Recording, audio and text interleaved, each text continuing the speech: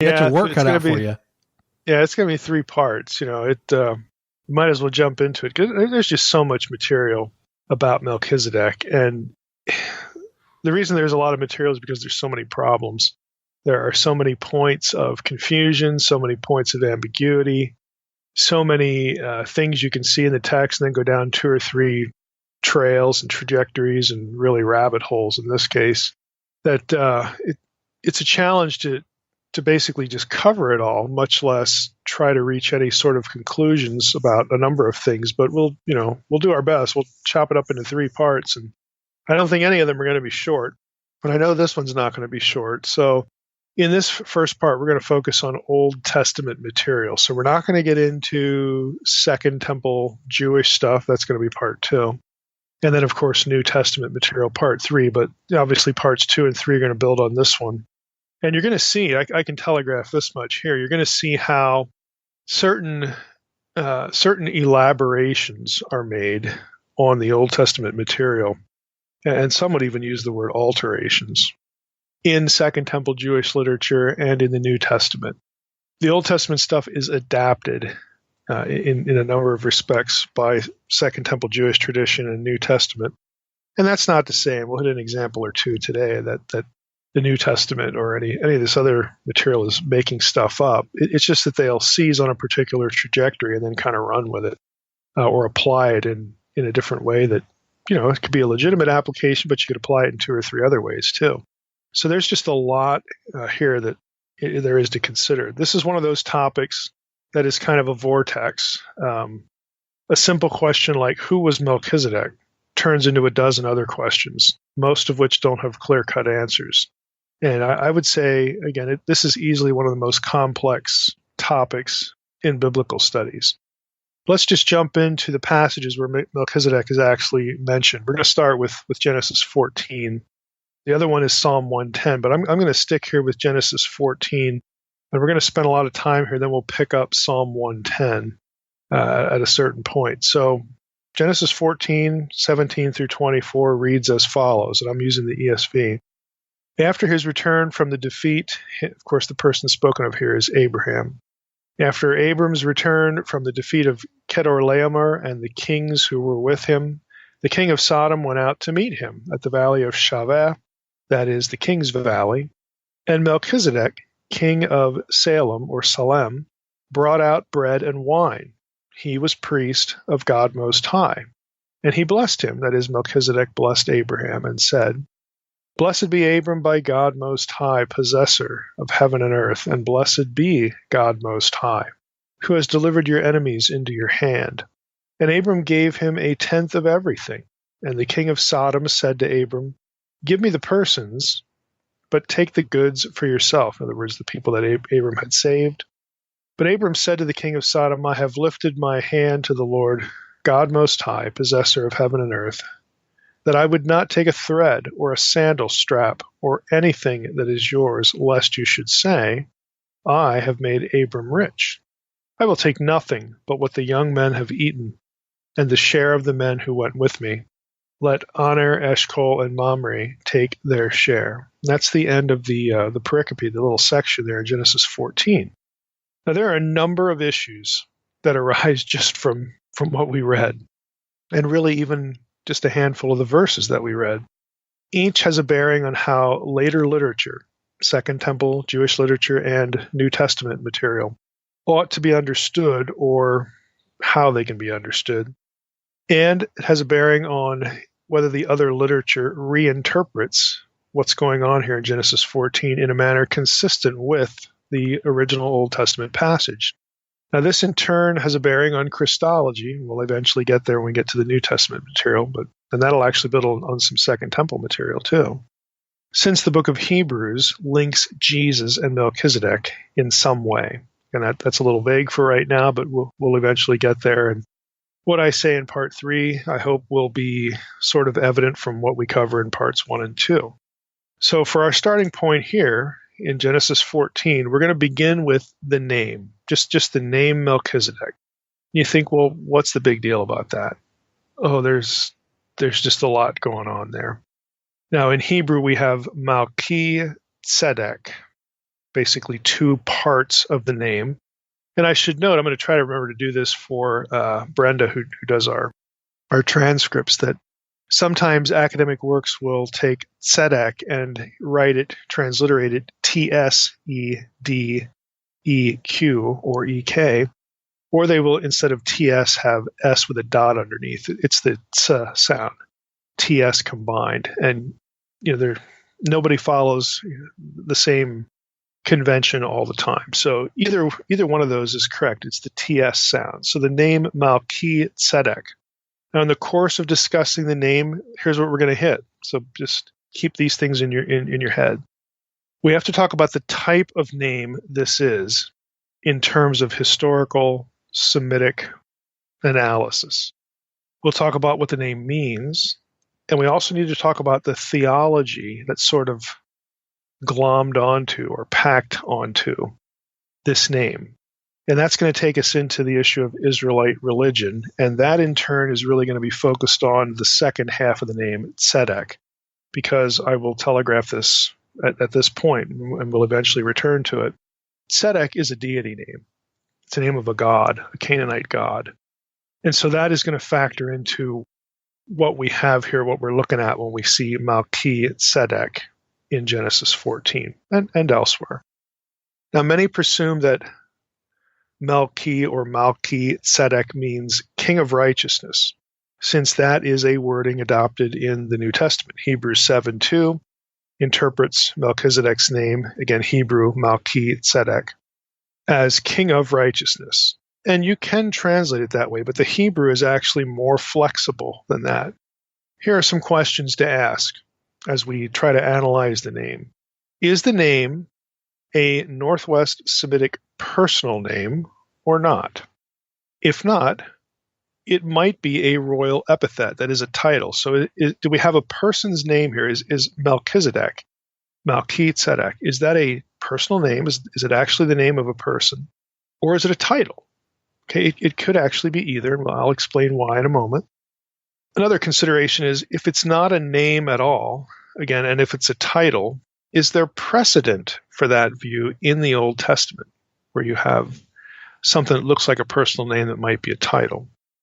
If, on the other hand, it is a personal name, is it a theophoric name or a descriptive name? Now, I need to unpack both those terms. Theophoric names are names that have a divine element in them, a deity name as part of them. So, Melchizedek. If Tzedek is supposed to be understood as a deity name, then Melchizedek would be a theophoric name. One component of it would be a deity. Kind of like Jeremiah, Yirmiyahu. Yahu at the end is the divine name, Yah. Okay. Zedek, Yahu. Okay, we have all these sorts of names in the Bible that part of the name is the divine name or some other deity name. Is Melchizedek one of those? Or is it just merely descriptive? In other words, going back to Hebrews 7:2, king of righteousness. Maybe Tzedek, that second part of the name, is not a deity name. Maybe it's an adjective, and therefore it's descriptive. My king is righteous, or king of righteousness. So there's all sorts of things, even with the name, to think about, and all of those things are possibilities. So let's take the name apart, as scholars would do, and start thinking about each of them. So we have Melchizedek, two parts. We'll start with the spelling. The New Testament king of righteousness presumes that the name is what is called in Hebrew grammar a construct phrase. That means two nouns next to each other. There's noun X, and then there's noun Y. So you have an X of Y relationship, this noun of that noun. So in this case, it would be the word for king, Malch in Semitic, and then we'd have the word for righteous or righteousness. So king of righteousness, king of righteousness, noun of noun, X of Y relationship. So that's possible. Okay, it's possible. However, there's actually something that's kind of in the way of this. The first part of the name is Malki. It's a noun, M-L-K, plus a suffix, that little E on the end, the little I letter. You cannot have, by rule of Hebrew grammar, a suffix in between two nouns in a construct phrase. So it looks like that last little letter, that little I letter. It's a yod. in Hebrew. That shouldn't be there. It messes up the construct phrase. And if it's not a construct phrase, then what in the world's going on? It wouldn't be King of Righteousness. It would be my king. There's the noun plus the suffix Malchi. My king is righteous, or my king is Tzedek, the deity. So which one do we have? Is it a construct phrase or not? Now, there's a way to sort of get around this. There's something called the Herek Compaginus, which is a sort of an arcane point of Hebrew grammar and syntax, that in most simple terms, the Y that is a suffix could actually be kind of again, this gets so technical so fast. It could be the vestige of a case system. In other words, it may not be a suffix after all, even though 99% of the time when you have this little Y on a noun, it's going to be a suffix. There are apparent exceptions. And so you might have this little letter in there that messes up the normal construct phrase. It might be okay. It might not be a suffix after all, and you might actually be able to translate it King of Righteousness. But odds are, again, that wouldn't be the normative way to understand the phrase. So, what do we do with this? Well, let's just go back here and say, okay, we've got two choices where we're at right now in our discussion. King of Righteousness. Right now, if we just look at the name, that's possible, but less likely. And that means we don't have an X of Y, King of Righteousness. We don't have that X of Y relationship between nouns. We have something like my king is, fill in the blank, either righteous or tzedek. So we either have a theophoric name, where a deity is part of it, my king is tzedek, whoever tzedek is, and again, we're going to talk about tzedek as we continue.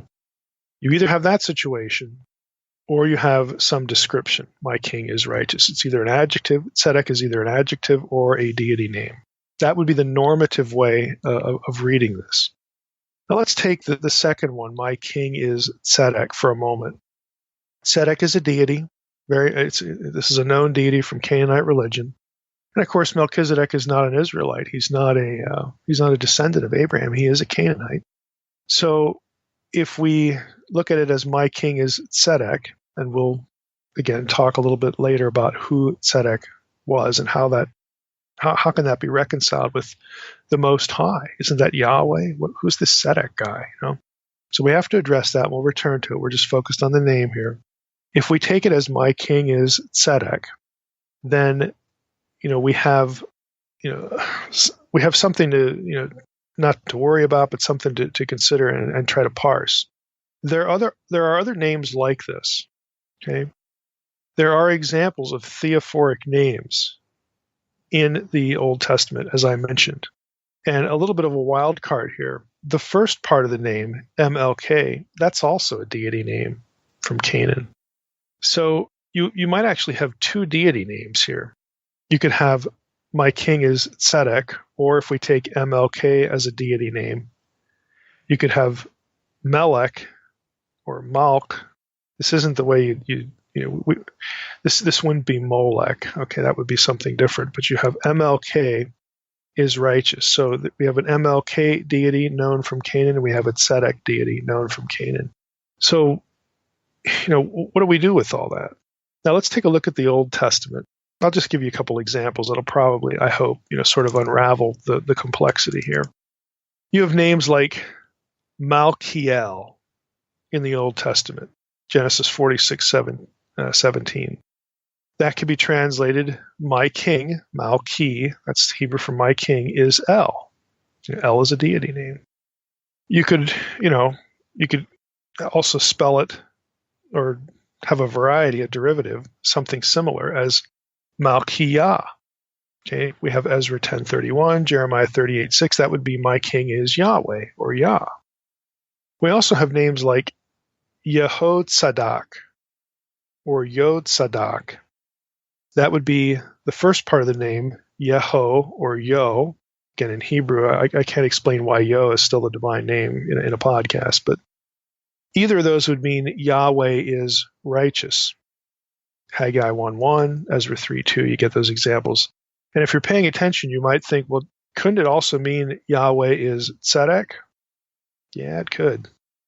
Again, so what in the world are these people in the Old Testament? What are they thinking when they take these names? Were they names given at birth, or are they titles later? Do they make theological statements? Are they titles that just sort of telegraph some belief that the person has? And we don't really get the true name of the person. What's going on here? And again, all these things are possible with Melchizedek. It could be my king, is righteous. My king is Tzedek. It could be king of righteousness. It could be something like Malch is righteous or Malch is Tzedek. It could be any of those 5 things just in this one little name.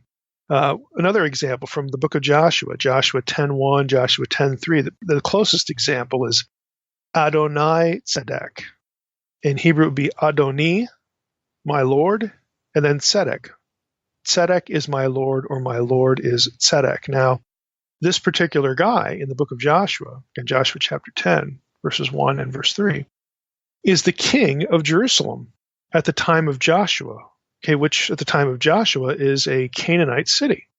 And Tzedek, again, as we're going to see a bit later, is a well-known Canaanite deity. So it would make sense for the king of Jerusalem at that particular time. Remember, Jerusalem is only going to become the capital of Israel when David conquers it. We're not even near David's time yet. Originally, it was this Canaanite city, and so here you have a king that, again, is this really his name? Is this his name his mom and dad gave him, or is it a title? But either way, we know him as Adoni, my Lord, is Tzedek, which would make a lot of sense given in context. Well, if it makes sense for him in the days of Joshua, why wouldn't it make sense in the days of Abraham, to have Melchizedek mean my king is Tzedek, Melchizedek? Again, taking on this name of a Canaanite deity, because he's a Canaanite. Again, he's not an Israelite. Now, I realize, when you get into the discussion, you look at this and you go, well, that makes me a little uncomfortable because, in Genesis 14, this guy is supposed to be priest of the Most High God, and if his king is Tzedek, then how in the world does that work? What happened to El Elyon, God Most High, the God of Israel? Who's this Tzedek guy? Again, these are difficult questions, and in today's episode, we're going to have to get into those things, but we're still at the name. So I'm not done with that yet, because there are other things to consider here in relationship to what we've already said. Now, as far as, again, Adonai Zedek, okay, just so that you fix it in your mind, because we're going to come back to this more than once, we have in him sort of what some scholars would say is kind of a template example, a very convenient parallel. My Lord is Tzedek. He's in Jerusalem. That's in the land of Canaan proper.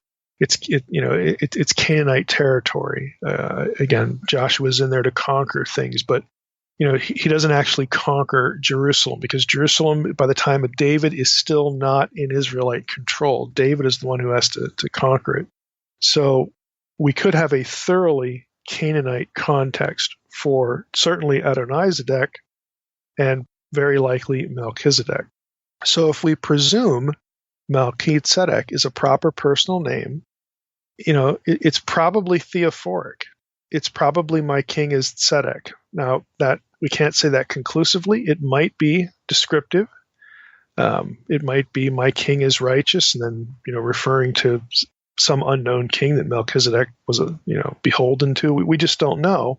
But if we look at Adonizedek as this sort of really convenient example, a lot of scholars are sort of steered into the direction because of Adonizedek in Joshua 10. They're steered toward the notion that Melchizedek, and in Hebrew Melchizedek, is a theophoric personal name. That this guy, again, is either given a name that honors the god Tzedek by his parents, or he takes it himself, and then it would also function as a title. Now, in the dictionary of IVP's Dictionary of the Pentateuch, Dictionary of the Old Testament, the Pentateuch volume, S.J. Andrews notes the following in this regard. So this is a short section from his entry on Melchizedek in the Pentateuch volume. He says, Melchizedek and Adonizedek may have been Canaanite royal epithets. So he's going to try to defend the epithet view, that this is not necessarily a personal theophoric name. So here's the other side. E.A. Spicer has argued that Melchizedek is just the Canaanite equivalent of the Mesopotamian title Shar Mesharim, which means the just king or the righteous king. This would suggest that Melchizedek is a royal title rather than a personal name. The use of MLK and then Tzedek as a descriptive title is actually attested a few times in the Northwest Semitic world. A 14th century BC letter addressed to the king of Egypt, discovered at Ras ibn Hani, that's going to be an Ugaritic context, contains several royal epithets applied to the pharaoh. Included in this salutatory list are such titles as MLK, that's the word for king, again in Semitic, ML king and then RB, Rav, the great king, and MLK Mitzrayim, king of Egypt, as well as the phrase MLK Tzedek, the just king. So that, again, just to interrupt Andrews' little essay here, that's precedent, again, for taking this as a descriptive epithet, the just king. So here you have this guy come out to meet Abram. He's a priest of the Most High God, and his name happens to be Melchizedek, and it just means his title is the just king, or my king is just. So it could refer to some guy we don't even know rather than a deity. That's possible. But again, based on the analogy of Adonai Tzedek, most scholars gravitate toward the theophoric name option. But you got this is a legitimate possibility, even though it might be a minority view. Back to Andrews. He writes, the 10th century BC inscription of Yechemilk, king of Byblos, claims that he is MLK Tzedek, and then the conjunction and MLK Yashar, so that he is a just and upright king. So there you get the MLK Tzedek in that inscription from Byblos.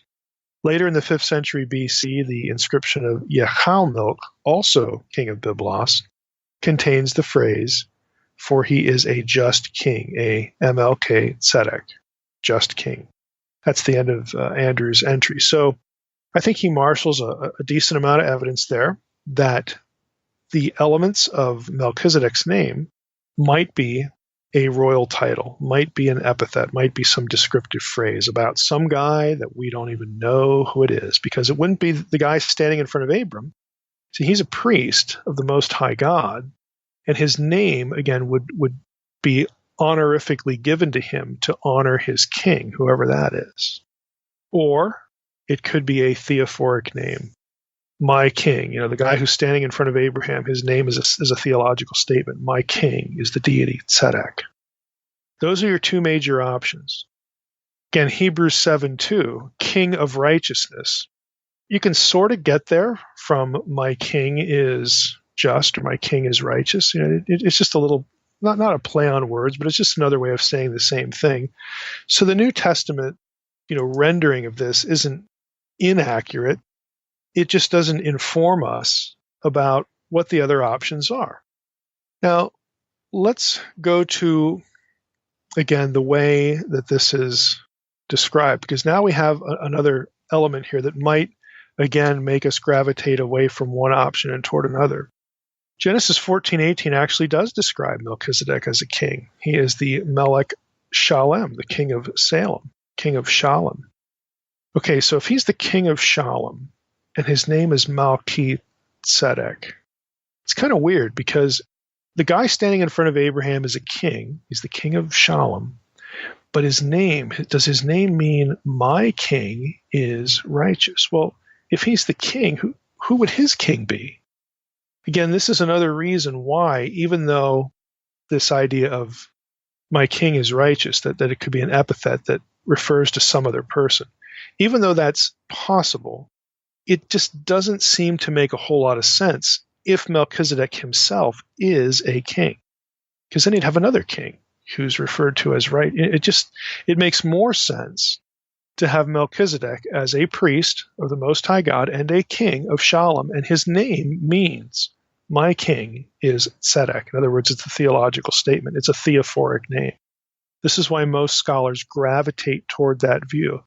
Not only is it possible, not only does it have a good precedent in the Old Testament and in lots of other Semitic languages as well, which we didn't get into, but it also seems to make better contextual sense rather than the alternative.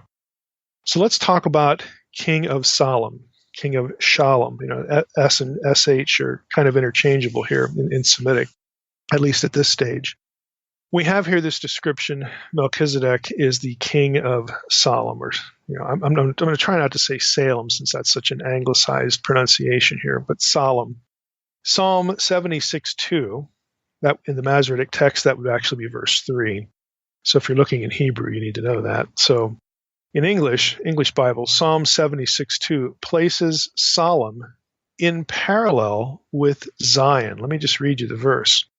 His abode has been established in Salem, his dwelling place in Zion. And again, if we actually click out to that verse, his abode, well, the prior verse is, in Judah God is known, his name is great in Israel. So the him there, his abode, being referred to as obviously the God of Israel. So Psalm 76:2 places Salem in parallel with Zion, suggesting that Salem is to be identified as Jerusalem. And you say, well, duh, isn't that obvious? Well, actually, it's not, because you have some other things going on here. This identification is affirmed in the Targums, which are late, the Dead Sea Scrolls, again, which are also later than the Old Testament. That's intertestamental material. Also in Josephus and early rabbinic and Christian literature. They all, again, say that Salem is Jerusalem, it's Zion, 6 one, half dozen another.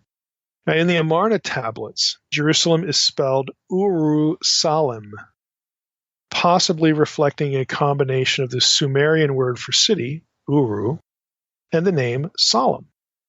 Now, in 397 AD, Jerome, again, the famous translator who gave us the Latin Vulgate, Jerome rejected the view that Jerusalem was Salem. Of course, this is going to be, since it's Jerome, it's going to filter down into church tradition.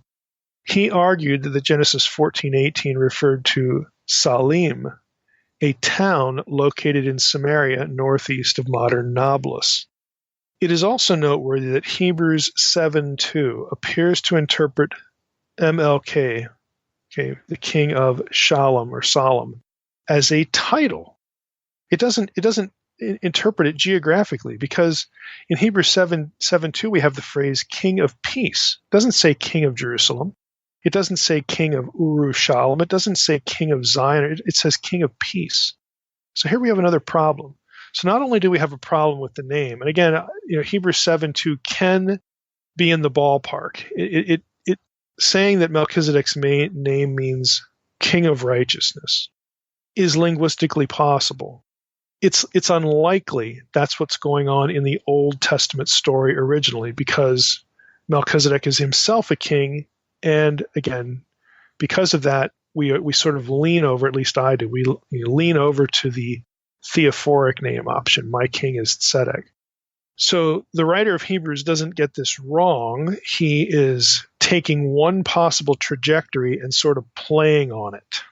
And he does the same thing with this king of Salem phrase, because he doesn't interpret it as king of a geographical spot, king of a particular city.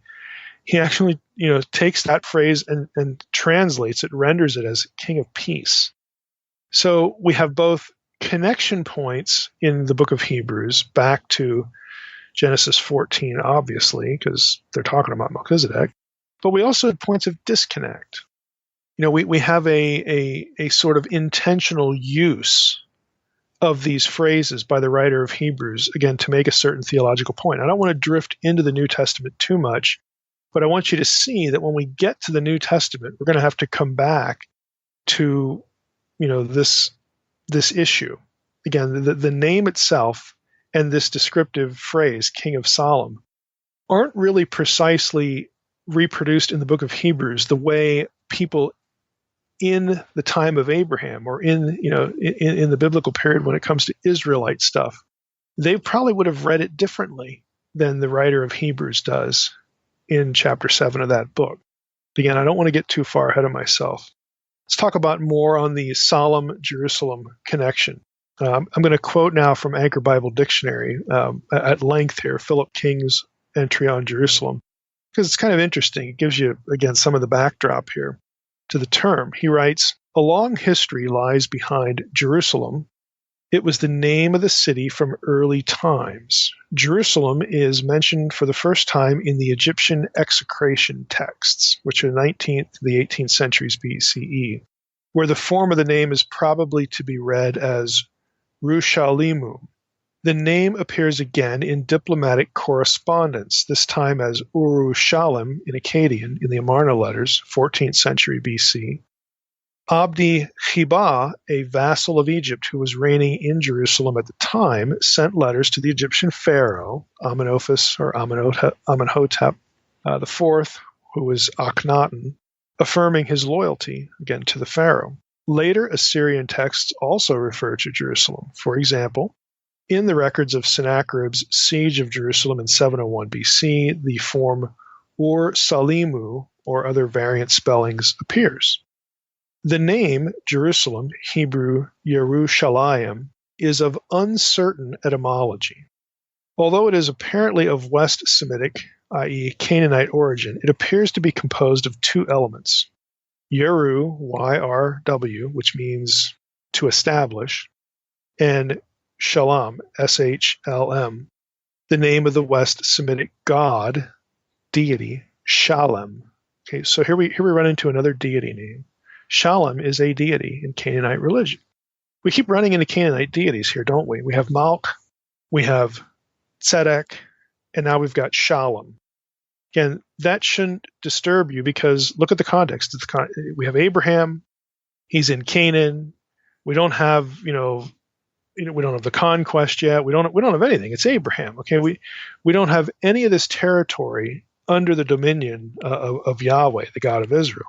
We have Canaanite location, and you would expect Canaanite names. And if people are naming things in Canaan, they're going to be naming things after deities because, hey, that's what you do. It's honorific. So we have here, again, it could mean Yeru, to establish, and then Shalem, or Shalem, the name of the West Semitic god Shalem, patron of the city. The meaning, continuing now with ABD, the meaning may be foundation of Shalom. In other words, foundation of the god, the deity, Shalom, mentioned in a mythological text from Ugarit. Genesis 14:18 refers to Melchizedek as king of Salem or Shalom, likely Jerusalem. If so, this shortened form is the first biblical allusion to Jerusalem. In other words, if it really is Jerusalem, this is the first time it's mentioned. In Psalm 76:3, Salem, Shalom, is used in synonymous parallelism to Zion, referring to the divine dwelling. Joshua 10:4 contains the first specific biblical reference to Jerusalem, whose inhabitants were Canaanites. Again, in the days of Joshua. There it relates to Adonai-Zedek, king of Jerusalem, who formed a coalition with neighboring kings and attacked Gibeon. Joshua defeated them, but Jerusalem was not taken. According to Judges 1:8, the Judahites captured Jerusalem and destroyed it by fire. The text is historically, let's put it this way, the writer here, Philip King, says the text is historically unreliable. He doesn't take this as a historical statement because, he continues, Jerusalem was not conquered until the time of David. Well, let me just editorialize here. You can burn the city and not occupy it. Okay? It's not real complicated. Back to the selection. Some Old Testament texts, Joshua 15:8, 18:28, Judges 19:10, so on, equate Jebus, Jebus, the name derived from the pre-Israelite inhabitants of Jerusalem, with Jerusalem. Well, how can you, again, this is me now interrupting. Wait a minute. How can you have Urushalim and have this be Jerusalem and who's this? What's this Jebus? Okay, the Jebusites, original inhabitants of Jerusalem. So how does this term fit in with these other ones? Well, King continues.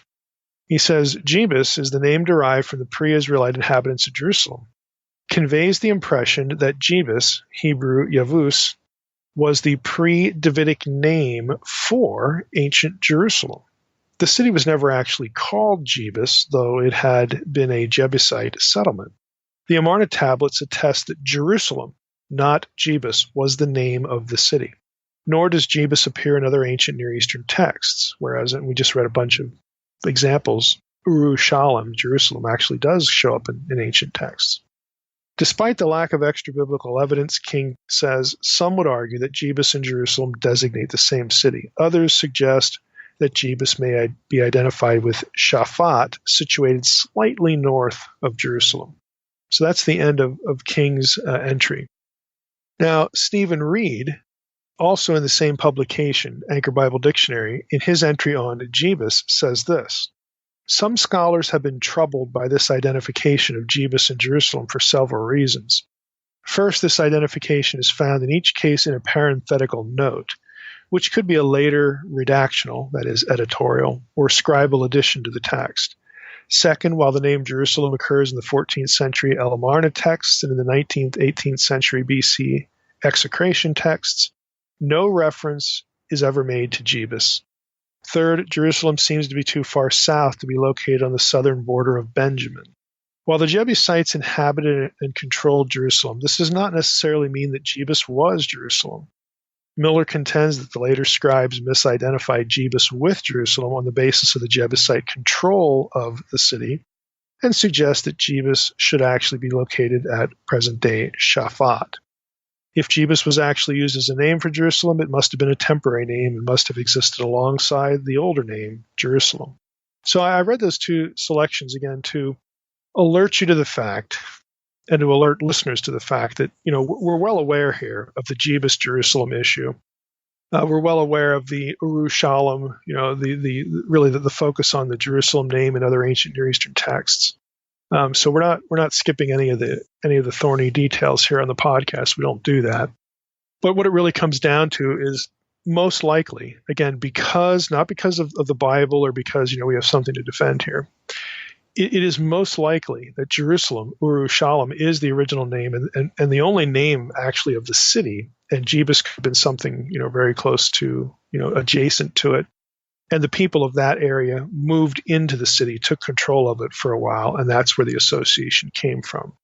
So back to Melchizedek, you've got him as king of Shalem, king of Salem, and that would make sense. Okay, that would be historically accurate because of what we just read. Back in the days of Abram, this place would have been known not as Jebus, it would have been known as Urushalem, the city of Shalem, or the foundation of Shalem. And again, Shalem is a Canaanite deity. So what do we have to this point? Let's just summarize a few things. We have somebody named Melchizedek in Genesis 14.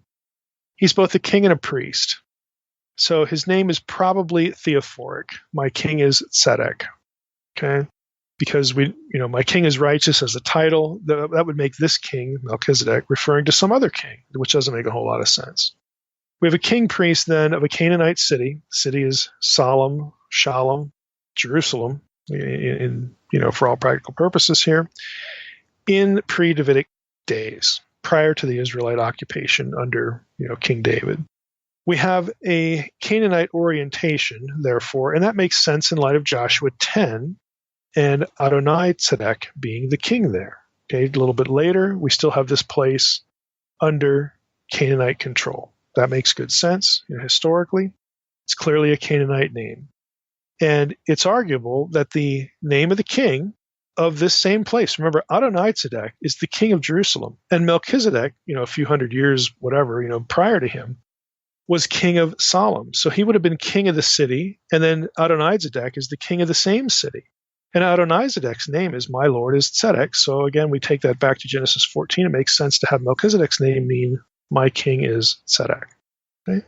Or Adonai-Zedek is my Lord is Tzedek, excuse me.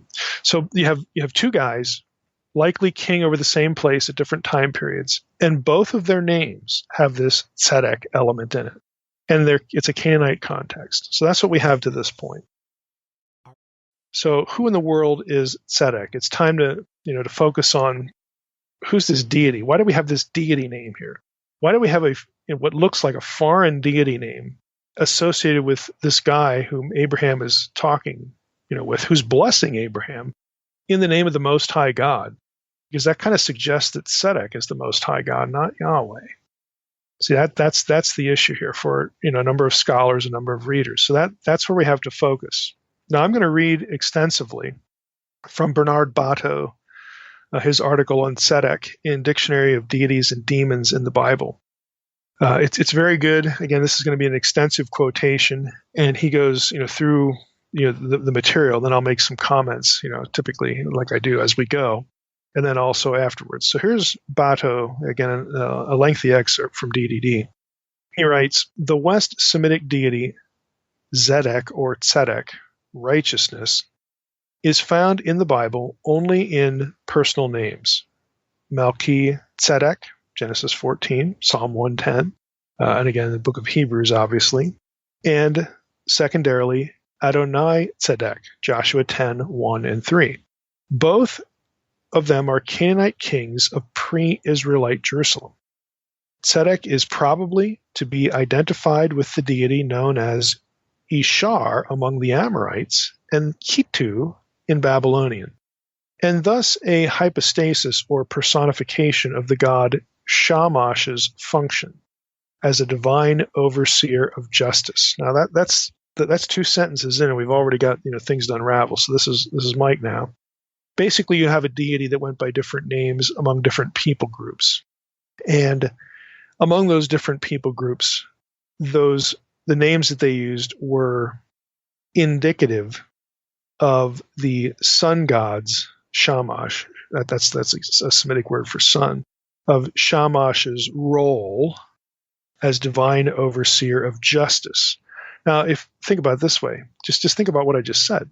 If you have the sun god for some Canaanites being the god of justice, well, isn't the Canaanite word for that Tzedek? Well, yeah, it is. So you could refer to the different role of the deity by different terms, and this is how you get this sort of like round robin of terminology in ancient Near Eastern deities. This happens all the time, where different people groups would refer to a deity by different names, but assign to him the same properties, and it creates confusion for us because of the different names. So that's what you have going on here. Back to Bato. The cult of Tzedek appears to have been well established in pre-Israelite Jebusite Jerusalem. Some aspects of this cult apparently were translated into Yahwism, worship of Yahweh. In a number of texts, righteousness with a capital R appears either as a member of Yahweh's court, his council, or as a personification of Yahweh's concern for justice, kind of like Yahweh himself. Evidence for the West Semitic deity Tzedek is mostly indirect but nonetheless compelling. Most decisive is a statement by Philo of Byblos that the Phoenicians had a god named Tzedek, or, in other words, Tzedek. Philo, who claimed to get his information from the Phoenician writer Sanchuniathon, I always mess this name up, Sanchuniathon, noted that the Phoenicians numbered among their gods, quote, Misor and Siddiq. Misor and Siddiq correspond to Hebrew Mishor, which means justice, and Tzedek, which means righteousness. Tzedek is not directly attested elsewhere as the name of a deity, but indirect evidence comes from two sources, the Amorite and Babylonian pantheon, and of course West Semitic personal names. The West Semitic god Tzedek seemingly corresponds to the deity known as Kitu in the Babylonian pantheon and as Ishar in the Amorite pantheon. In Mesopotamia, the preservation of truth and justice was considered to be the particular domain of the sun god Shamash. Truth, capital T, or right, capital R, was personified and deified as the god Kitu, which means truth or right, from the Akkadian root kanu and the Hebrew root kon. Kitu was often invoked together with the god Misharu, justice. One or both of these deities were described as seated before Shamash. In other words, they were Shamash's attendant or ministers of Shamash's right hand. It appears that the deity known as Kitu in Babylonia was known further to the west under the names Ishar and Tzedek, all three names having essentially the same meaning, but operative in different linguistic communities. West Semitic personal names containing the root Tzedek are attested at many sites, including Elamarna, Ugart, Ramah, and Mari. In the Bible, the god Tzedek appears only in the personal names of two Canaanite kings. Again, this is familiar territory, Melchizedek and Adonizedek, fueling speculation that Jerusalem was a cult center for Tzedek in pre-Israelite times. Melchizedek is identified not only as king of Salem, but also a priest of God Most High. Today usually understood to mean that Melchizedek was a devotee of the god El, head of the Canaanite pantheon. Others argue, though, that Melchizedek was a priest of the god Tzedek. Again, and I'll just stop there for a moment. That's understandable because of what we've talked about before. His name might be, my king is Tzedek. Back to Bato. One hypothesis suggests that Tzedek is to be identified with the god Shalom, whose name is embodied in Jerusalem. Support for this hypothesis may come from the Ugaritic personal name Tzedek Shalom. There's an Ugaritic personal name that actually combines the two. Okay, that's me talking now. So support for the hypothesis may come from the Ugaritic personal name Tzedek Shalom. Should this name mean Tzedek is Shalom rather than the more probable Shalom is righteous? Shalom certainly has connections with a solar cult, aspects of which may have been incorporated into Israelite Yahwistic religion. A long-standing cult of Tzedek at Jerusalem could account, at least partially, for the fact that even during the Israelite period, Jerusalem laid special claim to such titles as the city of righteousness, city of Tzedek. That's Isaiah. So it's much later, Isaiah 1:21 and also 1:26. Jerusalem is called the city of Tzedek, city of Tzedakah, righteousness. And pasture of righteousness. That's Jeremiah 31:23. Pasture of Tzedek, Tzedakah, righteousness. Although evidence of a solar cult in the Temple of Jerusalem has been exaggerated in the past by some scholars, nevertheless, some form of a solar cult was practiced in the temple in Jerusalem right up to the time when the temple was destroyed in the 6th century BC. That's Ezekiel 8:16. And in our series in Ezekiel, we talked about that when we hit chapter 8 about people worshiping Yahweh as a sun deity. And again, you could see how they could do that. We talked about that then, but God wasn't real happy with it because you're not supposed to worship the objects and the celestial objects in the sky. So that's familiar territory, at least to long-term podcast listeners here. Back to Bato. It is unclear that this solar cult is traceable back to Jebusite times, however. It may be that Manasseh introduced this ritual only a century earlier under Assyrian influence. Josiah's reforms, circa 620 BC, during which, quote, the horses that the kings of Judah had dedicated to the sun at the entrance to the house of the Lord, unquote, were removed. And, quote, the chariots of the sun, unquote, were burned. That's 2 Kings 23:11. Again, this could indicate that these things, these reforms of Josiah were in part aimed at destroying the symbols of Assyrian hegemony over Judah, namely these sun worship symbols. Aspects of the West Semitic god Tzedek were absorbed into Yahwism at some point. Rather than remaining as an independent deity, Tzedek, righteousness, was translated as a quality of Yahweh.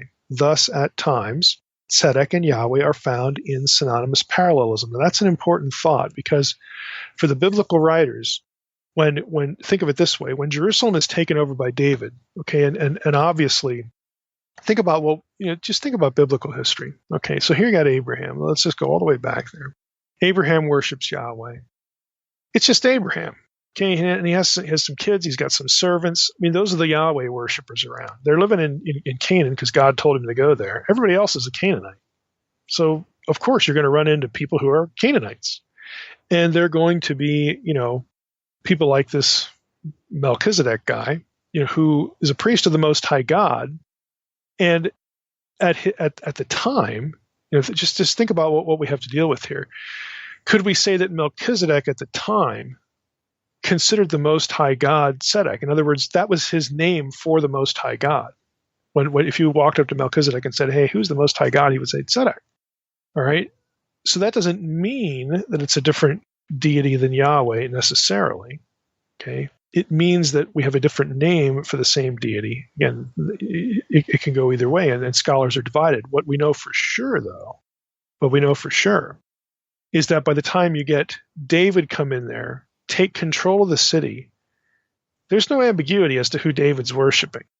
And when the historical books, again, get written, they're going to reflect a theological revolution.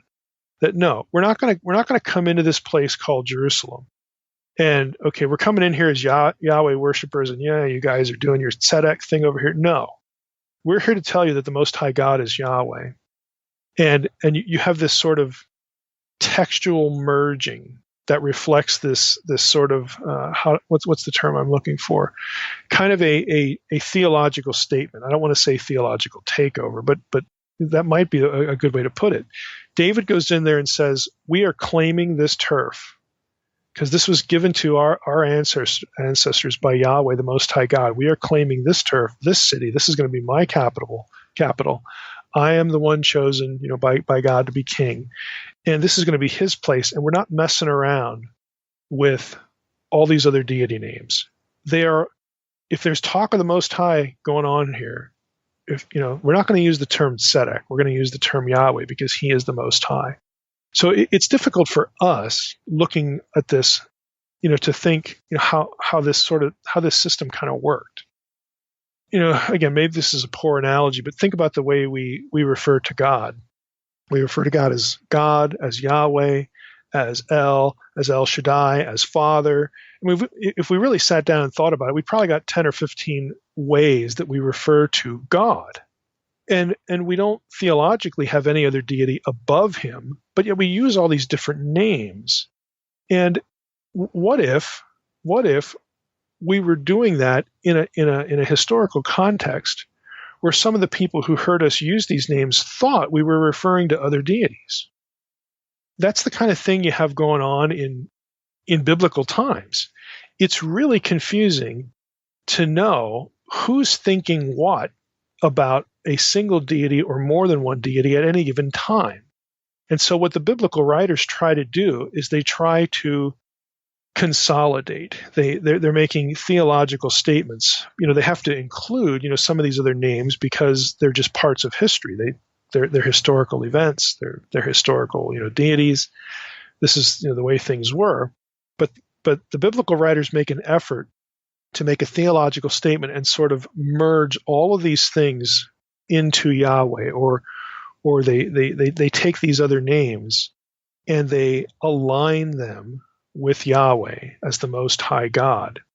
And when you do that, and when you codify it, when you actually produce a written document, this thing we call the Bible, the Old Testament anyway, that's the thing that your people are going to read and be taught from. And so that act of codifying this theological thinking, this theological, how do I want to say it? This theological statement, this theological corrective or point of clarification, this theological clarification about who it is we're worshiping. When you do that and you codify it in a written document, again, the Old Testament, that is sort of at the forefront of a transition of theological thinking. So, it's really hard to say, again, even with certain biblical characters, what they were thinking about at any given point theologically, because all we have is a particular story about them. They might bear a name like Melchizedek. We don't really know who he was thinking about or what he was thinking, but we do know what the biblical writer is thinking. The biblical writer is going to make sure that names like Tzedek or El this and that, Shaddai, whatever, the biblical writers are going to make sure that their readers know that who we're talking about is the God who made a covenant with Israel. His covenantal name is Yahweh.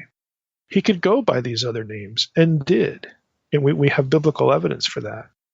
Their agenda, and I'm using that in a good way, they're trying to teach theology by this strategy of subsuming all this other deity stuff, these deity language, these deity names, subsuming that into Yahweh of Israel, the covenant, name of the God who brought us out of Egypt and all that sort of thing. The Bible itself in its creation is a theology lesson. It's putting forth a theology. Now let's go back to Bato, pick up where we left off. He says again, Rather than remaining as an independent deity, tzedek, righteousness, was translated as a quality of Yahweh. In other words, it's not biblical writers transform the name away from being possibly understood as a separate deity, and they make it a quality of Yahweh. They bring it, they subsume it with Yahweh. They're going to do this with other deities like Dever and Ketev. They don't, the Canaanites would think these are big time deities. In certain passages, this is just me now rabbit trailing. In certain passages, Dever and Ketev again are depicted as servants of Yahweh. Again, that's a theological statement, like Habakkuk 3. They follow in Yahweh's retinue. Dever, and Ketev is plague. This sort of plague language and disaster language. They serve Yahweh. They're subservient. They're lesser. They're part of his own heavenly entourage. They do his bidding for him. Okay, and both those terms have to do with natural disasters. So that it's a theological statement. Other deities are reduced to servants of the Most High, who is Yahweh, or their attributes get absorbed into Yahweh as the Most High. This is the biblical writers do this all over the place because they are teaching theology. That's what they're doing. So again, back to Bato again. I'll try to get through this section. Rather than remaining as an independent deity, tzedek, righteousness, was translated as a quality of Yahweh. Thus, at times, tzedek and Yahweh are found in synonymous parallelism. Here's some examples. Hearken to me, you who pursue righteousness, tzedek, you who seek Yahweh. It's Isaiah 51:1. They're used in tandem there. Another example, they will be called the oaks of righteousness, tzedek, the planting of Yahweh. Isaiah 61:3. Tzedek and Yahweh used in parallel. Psalm 4:6, sacrifice sacrifices of righteousness and trust in Yahweh. At other times, Bato continues, righteousness, again capital R, seems to be used as a part of a compound name, Yahweh, righteousness. That is in Psalm 17, verse 1.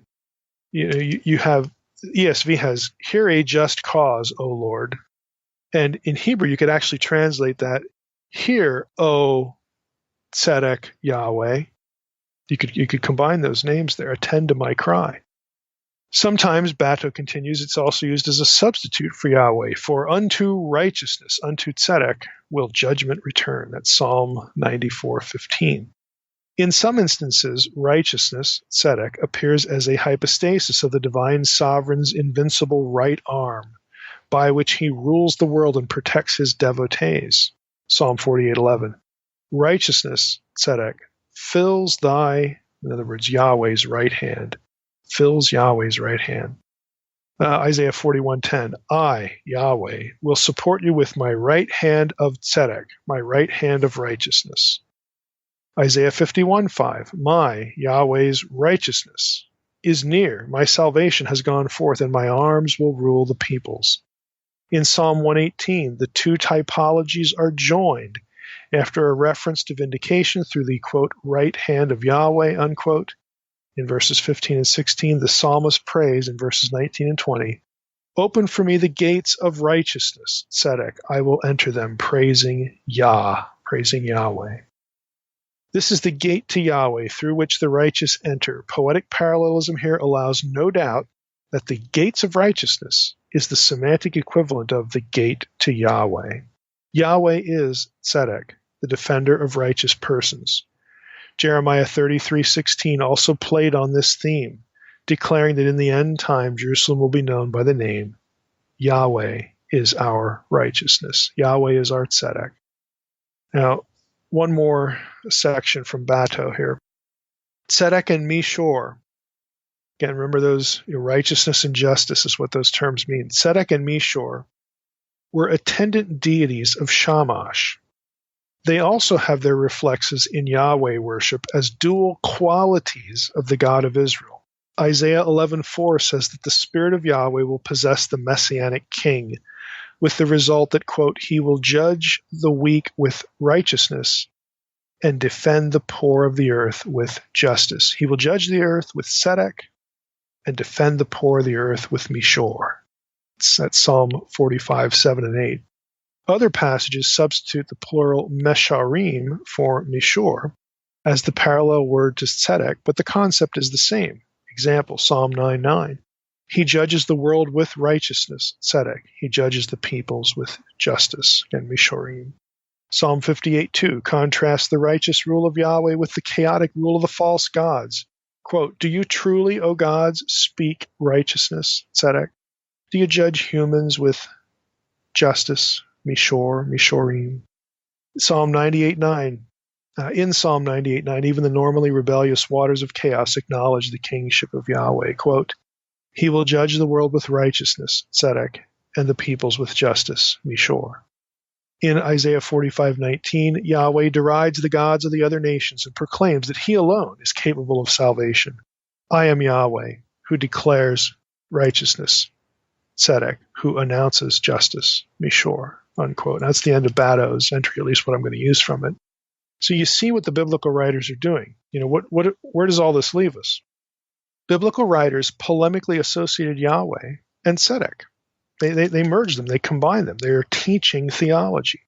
Consequently, Melchizedek could bear the name of Yahweh or tzedek and not violate the theological proposition that Yahweh or tzedek, because in the final form of the biblical text, they're one and the same. Okay, he could bear the name tzedek and refer to him as Most High because tzedek was Yahweh. Okay, it's not a problem. In its historical setting, again, do we really know that Melchizedek comes out to meet Abraham and he's, hey, hi, I'm Melchizedek. My name is, my king is tzedek, and I really know that that's your Yahweh. Is Melchizedek thinking that? Well, we don't have any way of knowing that. But again, let's stick with what we do know and what the biblical text shows us. What we do know and what the biblical writers do is they make it clear that, look, we got this plurality of names going on here, but it's Yahweh who is the Most High. And all of these other names are going to be subsumed into him because that is our theology. That is what we believe. That is the truth that we are putting forth, that Yahweh is King of Kings and God of gods. And at one time, we may not have cared what name you used. At one time, we wouldn't have batted an eye because, it's kind of like inside baseball. We all know what we're talking about here. But now that we're codifying this, we're writing this down for posterity, we want to make a theological statement. And that's what they do. That is what the biblical writers do everywhere. Now, I'll add just one thought. Again, this might be a little bit controversial, but hey, that's what we do here in the podcast. This whole proposition, this whole way of understanding this, again, to take all these names and sort of, merge them and, present a unified theology, that's good news. That's theologically consistent. I think that's completely understandable. But guess what? That doesn't work very well with Mosaic authorship. How would we assume that Moses knew any of this or Moses strategically did this? Because Jerusalem hadn't been conquered. It's not conquered by Joshua's day. Okay, we still have a Canaanite, Adonai-Tzedek, in Joshua's day, sitting as king over Jerusalem. So, what we have here, again, I'm not saying, again, if you're listening to the podcast, you know my view. I'm what used to be called a supplementarian. I accept a Mosaic core of what we call the Pentateuch, and then I think there was a lot of things added to it, and of course, an editorial hand over all of it to produce the Torah in its final form. That makes a lot of sense, and it helps us to understand, things like all this name merging and how different names, plotted out at different points of biblical history is really talking about the same Most High God. That's easy for us to understand in hindsight, but it's tough to assume. It's tough to get there if you think Moses wrote every word of the Torah, because there are just things going on in the text to produce this theology that Moses just didn't know. And Moses had no reason to even think about. So again, I'm just throwing that out there. Here we are again, the simplistic view of Mosaic authorship that I've talked about before on the blog or on the podcast. I understand it, but it gets in the way of clarity. It gets in the way of talking about what we actually find in the text in a coherent sort of way. Again, to me, I don't really care to parse out who wrote what, when, and all that kind of stuff. I'm just saying that to sort of get there in a coherent presentation, you've got to think about Mosaic authorship. You've got to think about the authorship of the Torah a little bit differently than we typically do. And in practical terms, I think this is kind of evident at this point in the podcast as we move along here. Israelite religion is messy. Again, if you take a providential view of inspiration, which I've argued is the most defensible view and the most coherent view, then you have God prompting people all along the way to do good theology as they wrote and as they edited. The whole point of the enterprise was theological messaging. And if we believe there was a God behind it all, the God of the Bible, then the mission was accomplished. They did the job.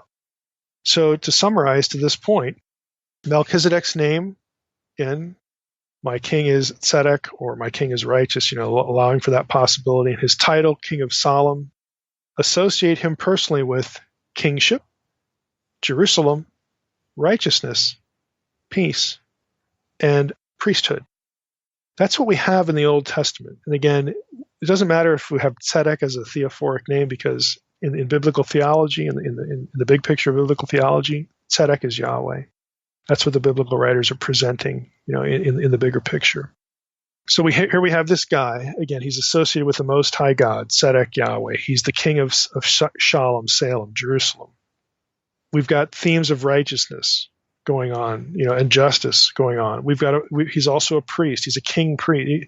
You see what I'm doing here? There's a profile now building that people in the Second Temple period are going to use. They're going to talk about what's the meaning of this character. What he gets picked up later in Psalm 110, again associated with messianic kingship. They begin to talk about Messiah along the lines of these themes that derive from the name and from the historical setting, Jerusalem. I'll say secondly, at no point in all of this is there any sense that this man, Melchizedek, was a divine being. Now, I know that's popular with a lot of Christians, because of the New Testament phrase about Melchizedek in Hebrews, without beginning or end. We'll get to that. What I'm telling you is you can't get a divine being out of any of this. And so my predilection is to view Melchizedek not as a divine being, because I don't have anywhere to hang that hat on. Now, if Melchizedek is a type, a prototype, we'll use that word, that might be more familiar in English. But if Melchizedek is a type of Christ, well, okay. We get that, and Christ, as the second person of the Trinity, is eternal, without beginning, without end, all that kind of stuff. But that doesn't mean Melchizedek has to match the analogy at every point. A type, again, is a prefigurement. It's not a one-to-one equivalent in all aspects. So I'm just saying. Let's turn now to the second Old Testament issue, Psalm 110. It's almost as gnarly, but we're not going to spend as much time on it because we'll pick up with it later when we get to messianic stuff. Put in the form of a question. Why does Psalm 110 connect the dynastic line of David, and hence the Messiah, with the priestly order of Melchizedek? The answer is going to be David's association with Abraham in terms of lineage, genealogy, and how the original Melchizedek material frames the account of Abraham eschatologically. Believe it or not, there's eschatology in the book of Genesis, in the Torah. And the specific link is the rule of the son of David, the rule of a descendant Yahweh produces over all the nations. That's the eschatological part. So in Psalm 110, we read this: "The Lord says to my Lord, sit at my right hand until I make your enemies your footstool. The Lord sends forth from Zion your mighty scepter. Rule in the midst of your enemies. Your people will offer themselves freely. On the day of your power, in holy garments, from the womb of the morning, the dew of your youth will be yours. The Lord has sworn and will not change his mind. You are a priest forever, after the order of Melchizedek." That's the first four verses. And now Psalm 110 turns eschatological. The Lord is at your right hand. He will shatter kings, plural, on the day of his wrath, day of the Lord.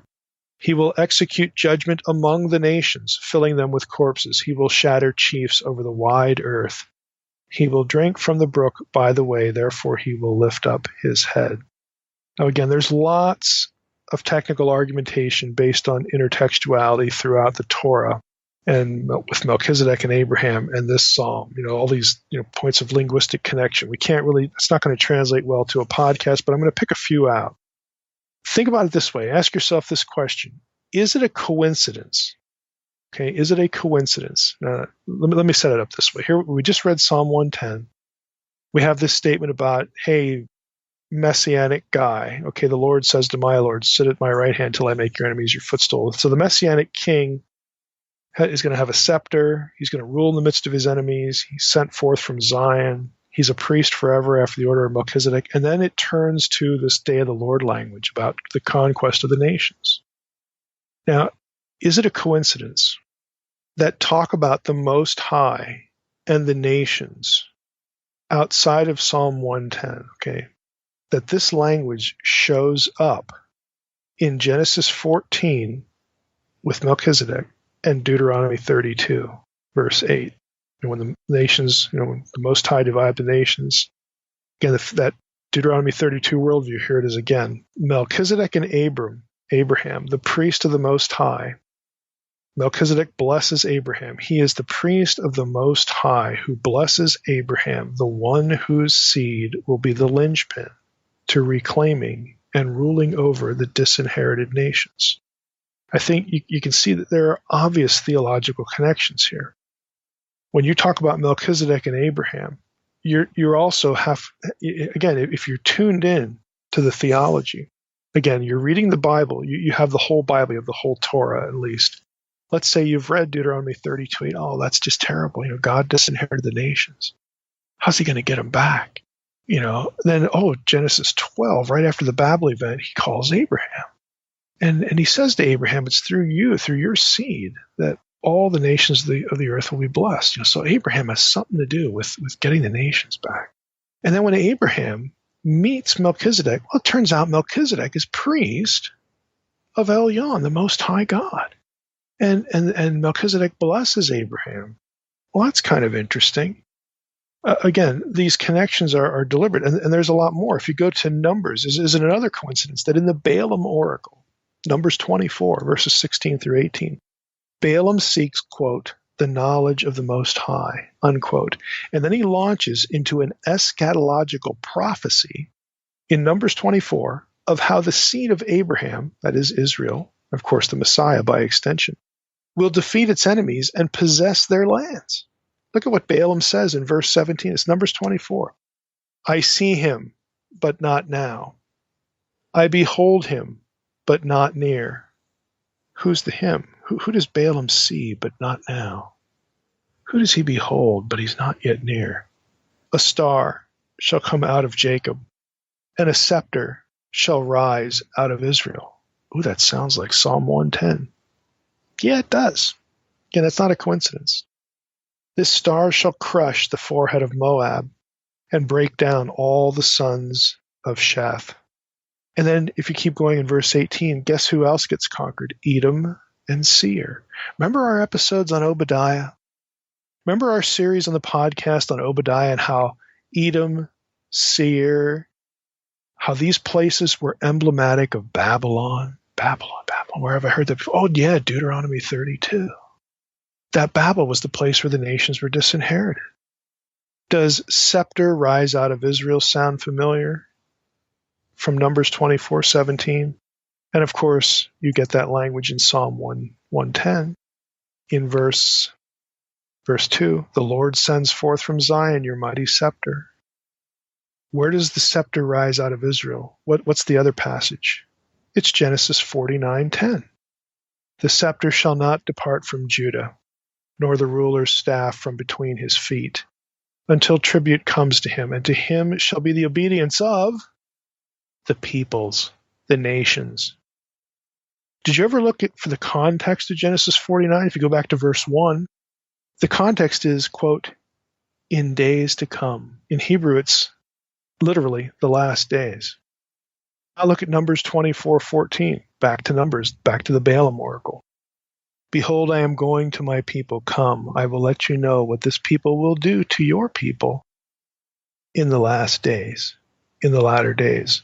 There's something going on here between Genesis 49, Numbers 24, Deuteronomy 32, Psalm 110, Genesis 14, Abraham and his seed, and Melchizedek. All of these things are tied together. And the context for tying them together is reclaiming the nations that were disinherited.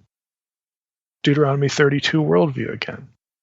There's something going on here with this talk, and then of course it's situated in the last days and the conquest of the nations, the defeat of Babel, the children of Abraham. Melchizedek gets thrown into the mix because the name Most High is intertwined in several of these passages, and the fate of the nations coming back to Yahweh is tied to all of them. So in Psalm 110, the Davidic king is described this way: "You are a priest forever, after the order of Melchizedek. The Lord is at your right hand. He will shatter kings on the day of his wrath. He will execute judgment among the nations." The last thing we want to talk about here is why the priest language. Why does the king need to be a priest? What about the priesthood of Aaron? I'm sure you've asked that question. The short answer is that the evidence in the text that Melchizedek's kingship, remember he was king of Jerusalem, no less. And again, is that a coincidence? Since it was David, remember David, the one who would produce the Messiah, the Messianic line. Is that a coincidence since it was David who conquered the city and made that same place, the place where Melchizedek was king, David made it his capital? Is that a coincidence? No. Melchizedek's kingship is connected to Abraham. It legitimizes the rule of Abraham's seed. Now think of it this way. Melchizedek was king of Jerusalem. David is going to be king of Jerusalem. Melchizedek was priest of the Most High. So by connecting Melchizedek to David by means of Jerusalem, it also connects both of them to David, because David is a descendant of Abraham. And it legitimizes the rule of Abraham's seed, who is David. And of course, ultimately you could say the same thing about the seed that David produces. It's also a descendant of Abraham, and that's the Messiah. It's Jesus. That's why another one of the reasons why we have Jesus' genealogy, going back through both of these guys. It would seem reasonable to think that this original kingship, the original kingship of Jerusalem doesn't go back to David, it goes back to Melchizedek. The original kingship of Jerusalem also entailed a priestly role. And the priestly role would not be inherited by the sons of Aaron. It would be inherited by the descendants of Abraham. And it has chronological priority over the Aaronic priesthood. So the Aaronic priesthood split the role between, it gave Israel two leaders. Political leader was Moses, priestly leader was Aaron. The argument that Aaron's priesthood, catch this, I've mentioned this before in Q&A about Melchizedek, but we have to bring it up again. Think about this. This is kind of a radical thought. There's a good argument to be made that Aaron's priesthood was a divine concession to the lack of faith on Moses' part. In other words, it was plan B. The idea is that plan A would have been to make Moses both the political leader and the priestly leader. But Moses was weak and lacked faith, so God allowed Aaron to enter the picture. Now, if you read certain things in Exodus 3 and 4, it's kind of striking. Exodus 3:18. Let's just start there. They will listen to your voice. This is God speaking to Moses. And you and the elders of Israel shall go to the king of Egypt and say to him, the Lord, Yahweh, the God of the Hebrews, has met with us. And now please let us go 3 days' journey into the wilderness that we may sacrifice to the Lord our God. Okay. Then, in Exodus 4:1, you have the statement, Moses answered, but behold, they will not believe me or listen to my voice, for they will say the Lord did not appear to you. I mean, God just told him, in Exodus 3:18, look, they're going to listen to your voice. And Moses says, no, they won't. And this happens all the way. There's a lot of this going on in Exodus 3 and 4, where Moses takes what God says and just says, no, I don't believe it. That's not going to happen. And again, you have a series of faithless statements on Moses' part, and God, being patient, puts up with it to a certain point. But note the point at which God becomes angry and what he does. This is Exodus 4. Moses said to the Lord, O my Lord, I am not eloquent, either in the past or since you have spoken to your servant, but I am slow of speech and of tongue. Then the Lord said to him, Who has made man's mouth? Who makes him mute or deaf or seeing or blind? Is it not I, the Lord? Now therefore go, and I will be with your mouth and teach you what you shall speak. Moses comes back, verse 13. But he said, Oh my Lord, please send someone else. I mean, he just can't believe. Then the anger of the Lord was kindled against Moses, and he said, Is there not Aaron, your brother, the Levite? I know that he can speak well. Behold, he is coming out to meet you, and when he sees you, he will be glad in his heart. You shall speak to him and put the words in his mouth, and I will be with your mouth and with his mouth, and will teach you both what to do. He shall speak for you to the people, and he shall be your mouth, and you shall be as God to him. And take in your hand this staff, with which you shall do all the signs. That's the end of the passage, verse 17. So it's at this point that Aaron's status is elevated to co-leader. And that'll be his status, again, that his status will be what leads to him becoming the high priest. Now, again, this is the proposal, and it's not new with me. Scholars have talked about this a lot. This would mean that the Aaronic priesthood is at best a concession or an accommodation to Moses. At worst, it's a punishment. In other words, Moses is not allowed to approach the most holy place later on, but Aaron is. Moses apparently leaves for Egypt without Aaron. Exodus 4:24 through 27.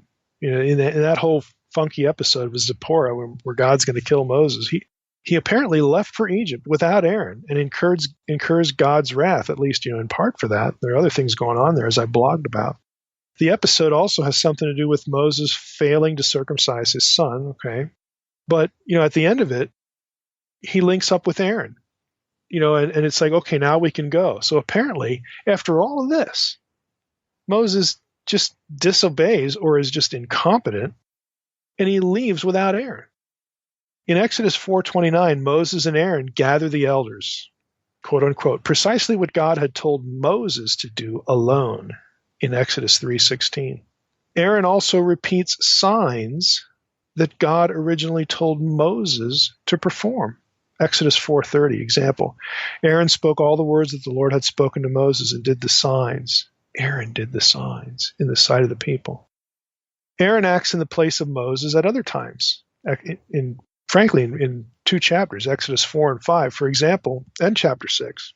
In Exodus 6:12, Moses again does not believe the people will listen to him. He says it again.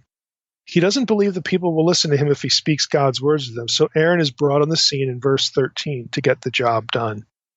In the rest of Exodus 6, we get the genealogy of Moses and Aaron. And then the text adds what feels like an explanation for why both genealogies are there. Here are the genealogies. This is verse 26, or at least the comment on the genealogies.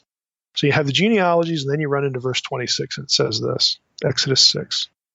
These are the Aaron and Moses to whom the Lord had said, Bring out the people of Israel from the land of Egypt by their hosts.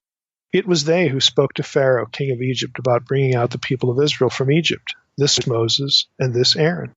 On the day when the Lord spoke to Moses in the land of Egypt, the Lord said to Moses, I am the Lord. Tell Pharaoh, king of Egypt, all that I say to you. But Moses said to the Lord, Behold, I am of uncircumcised lips. How will Pharaoh listen to me? The writer here, is this Moses? Here we are back to the Mosaic authorship here. But the writer here, right after giving the genealogy of both, basically has to explain why Aaron's there. And he does. He does. So the leadership, think about the flow of the biblical history. The leadership up to this point, up to Moses, had been one guy, Abraham, Isaac, Jacob. You can almost count Joseph, but we'll just stick with the major patriarchs. Then you hit Moses. They're single leaders and single mediators. They're the go-betweens between themselves, and the rest of the people, and between God and the rest of the people. And here with Moses, it splits. Aaron's priesthood is the result of Moses' unbelief from the very beginning. It's a concession. And incidentally, doesn't that make the golden calf incident all the more tragic? Because that's Aaron's fault. Moses will eventually step up, but by then the Aaronic priesthood is in place. Now, presuming the Melchizedek priesthood is legitimate because it predates Aaron and it goes back to Jerusalem and it's linked to Abraham, whose seed will bring back the nations. Okay, assuming all that, presuming the Melchizedek priesthood is legitimate, it was the ideal. It was political leader and priesthood combined, just as was God's original pattern. Some very obvious connections to the apocalyptic Old Testament framework for Melchizedek again spring from this. Look at the passage. Go back to the passage. The Lord says to my Lord, sit at my right hand until I make your enemies your footstool. It's kind of interesting because that means that the Lord says to my Lord, sit at my right hand until I make your enemies your footstool. He's already reigning. He's already seated at the right hand, but not yet. He's not yet triumphant over the nations. Verse 2, the Lord sends forth from Zion your mighty scepter, rule in the midst of your enemies. Zion is Shalom. It's Jerusalem. The Lord has sworn and will not change his mind. You are a priest forever after the order of Melchizedek. The Lord is at your right hand. He shall shatter kings on the day of his wrath. He will execute judgment among the nations. He will shatter chiefs over the wide earth. So, you have this sense even in Psalm 110 that a descendant of David blessed by Melchizedek is already reigning but not yet. Okay, there's this sense that we have this already not yet thing going on. So again, to wrap this up, who is Melchizedek in Old Testament thought? We're just focused here on Old Testament. We've gone through a number of these things. There are lots of issues here. As long as we've taken it, it's still just touching the basics. You could drill down, further on any number of these points. But we've got a situation here where we have, again, these passages connected. We have these two individuals, Melchizedek and Abraham. Abraham, again, is connected to the nations because it's his seed that will bring them back. Melchizedek is connected to the fate of the nations because he is the priest of the Most High God. And it was the Most High God who divorced the nations in the first place back in the days of Babel. These themes are connected. They're these textual links in and among all of these different passages. You had the Balaam language about the scepter, about the star that will rise. Okay, he's seeking the knowledge of the Most High. All this stuff that we've been through. Who is Melchizedek? Well, he is the prototype. Other than being a person in history, in the life of Abraham, he is the prototype for the human king priest. He's a human leader, but he also has a mediatorial role to all other humans and back to the nations. Again, this is a post-fall story. So we have the restoration of human priest kingship ruling in God's stead. In other words, Melchizedek is kind of, he's the prototype for the king that will come, but he's also emblematic of what Adam was too. The original king, steward, ruler in Edom, and he was the mediator between God and all the other humans that would be born from Adam and Eve, from the union of Adam and his wife. So Melchizedek, again, is part of that template. And that template was consistent. You have one ruler, you have one figure that God is sort of using as a priest to the rest of his descendants, his family, the patriarchs, Abraham, Isaac, and Jacob. That extends, again, all the way up until Moses. When you hit Moses, it bites the dust. Let's just put it that way. It fails. It fails because of Moses. God has to make a concession. But Melchizedek, again, is the template. And that's why he is referenced as the ideal. As if you're going to have the Messiah, and the Messiah is going to be the second Adam, and the Messiah is going to be a king and a priest, the only touch point, back to Adam is this guy, Melchizedek. You have to go there. You have to validate the combination of king and priest in the Messiah. You can't validate that with Moses and Aaron. You have to go back to the original template. You have to go back to Melchizedek, again, who blessed Abraham. And there you have the connection to ruling the nations, bringing the nations back, because the Messiah just happens to be one of the seed of Abraham. So it's a complex matrix of ideas. And you get these Melchizedek, prophecies, in Psalm 110 and elsewhere, showing that God planned a return to the priest-king idea. And he connected his rule with the reclaiming of the nations, and that the priest-king would be the seed of Abraham and later the seed of David. The conquest of Jerusalem by David shows God's intention, as the blessing of the priest king of the Most High in Abraham's own day, showed God's intentions as well. The descendant of Abraham would follow in the steps of Melchizedek. So again, it's complicated. It's a matrix of thoughts, and we're only in the Old Testament.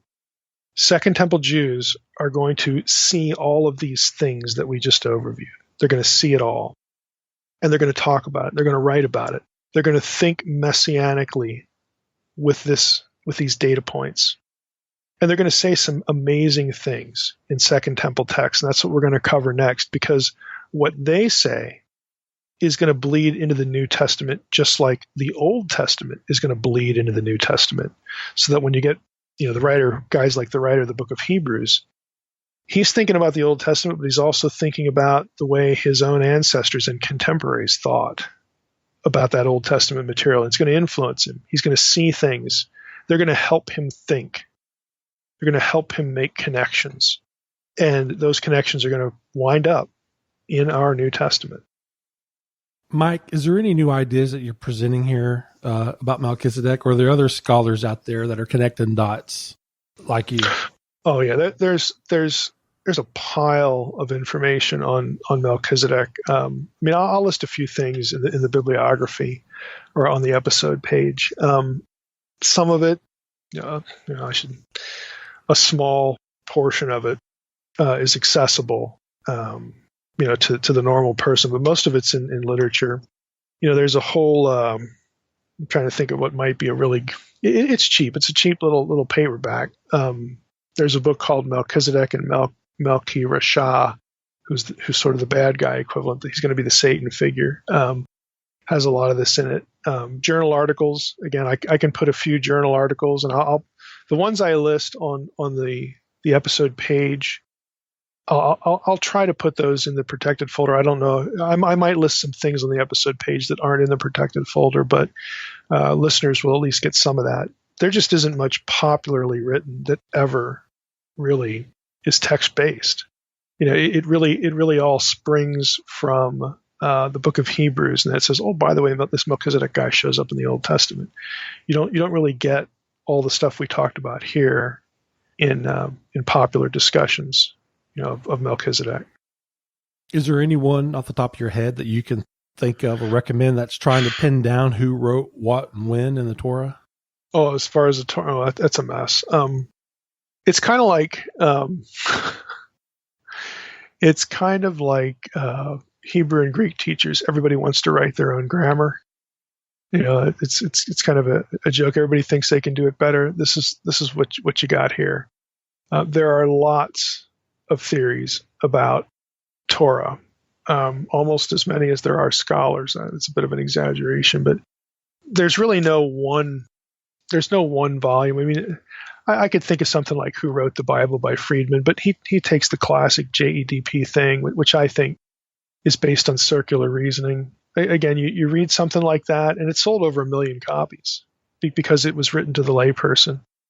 People were interested in it, but it's the standard view, and again, it has some serious logical flaws to it. But it does point out interesting things, that you have to deal with. So it's not to me, it's not a total loss. But I think probably the best thing that within the grasp of, within the reach of a layperson would be like a dictionary entry, maybe in like one of the InterVarsity Press dictionaries. But all that's going to do is give you an overview of what the problems are and what people have proposed. There's nothing that's just going to that ends that debate. Thanks. We don't have to think about that anymore. There's nothing like that. All right, Mike. Well, we're out of the Old Testament into some new literature. Second Temple period. Yeah. Second Temple period again, and both the Old Testament stuff and then this episode today are going to be the necessary backdrop for the New Testament material. We're going to drift into New Testament a little bit today, like we sort of did a little bit earlier on, talking about the Old Testament, but we're going to be talking about some things today that I think listeners will, it'll perk up your ears, because some of this stuff is going to sound New Testament-y more than even the Old Testament stuff. But by way of a summary, I guess, a little bit of a recap with the Old Testament stuff, some of the sort of summary statements that we had for that material, I'm just going to try to re-summarize here, and then we'll jump into Second Temple literature again. And for those who may not be familiar with that term, Second Temple literature, Second Temple period is what we more popularly refer to as the intertestamental period. So that period between Old Testament history and the beginning of the New Testament. There's lots of stuff going on there, lots of stuff being written, and there's some of that devoted to Melchizedek. So by way of, again, summarizing where we've been, we have Melchizedek. Again, his name could either be some sort of description, my king is righteous, or it could be a theophoric name. My king is Tzedek. We talked a lot about that.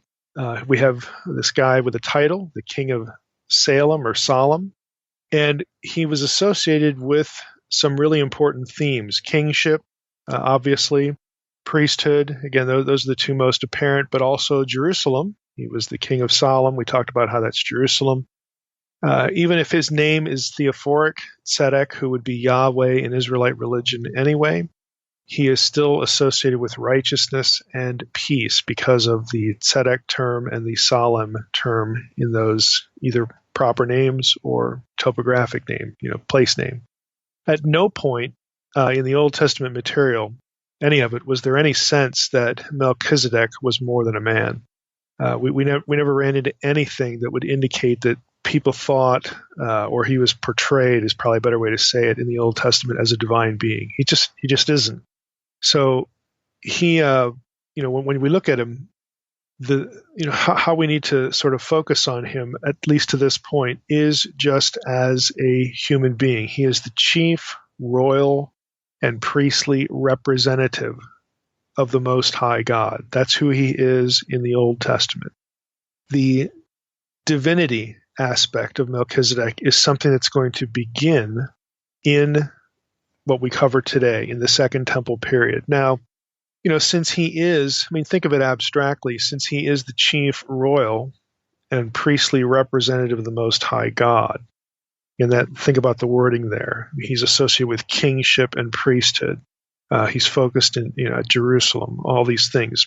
Those items, those terms, and the motifs, the symbols, all the baggage, the theological baggage that goes with that priesthood and kingship, that's invariably going to get linked to Messiah, to a messianic figure, a deliverer figure. And once you're into messianic territory, then you start to be thinking a bit more, again, abstractly, theologically. The way you think about those things is going to sort of transcend normative time and place for a number of Jews. And so it's not an abnormal thing that people would be thinking of Melchizedek as some sort of divine figure later on, because, again, if he's really the representative of the Most High God, then maybe God is going to be behind this person in a special way, or is going to send him in a special way.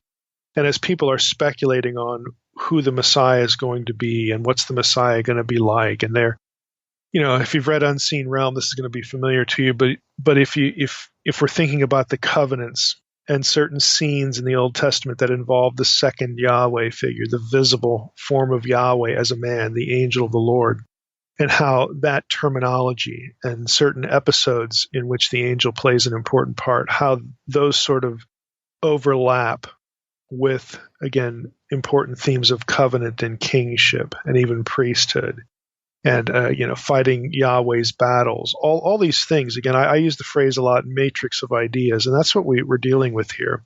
And Melchizedek becomes part of this matrix of ideas, and since that matrix contains not just kingship and priesthood, but also, again, this figure of the second Yahweh at some point, again, depending on what passage you're in, all of those things get thrown into the blender. And so when Jews in the Second Temple period look at all that, they look at the whole matrix, all these passages that are interconnected and the ideas that go along with them. There's going to be a few of those Jews that start thinking about the Messiah in divine terms. And since, again, Melchizedek is connected to the Davidic dynasty that would produce the Messiah, a la Psalm 110, they're going to be thinking about Melchizedek as a divine being too. That maybe he's prototypical or a type of the Messiah. He's a prefigurement of the Messiah. And once you start thinking those thoughts, it opens the door to viewing Melchizedek as more than just a normal guy. And that's what's going to happen.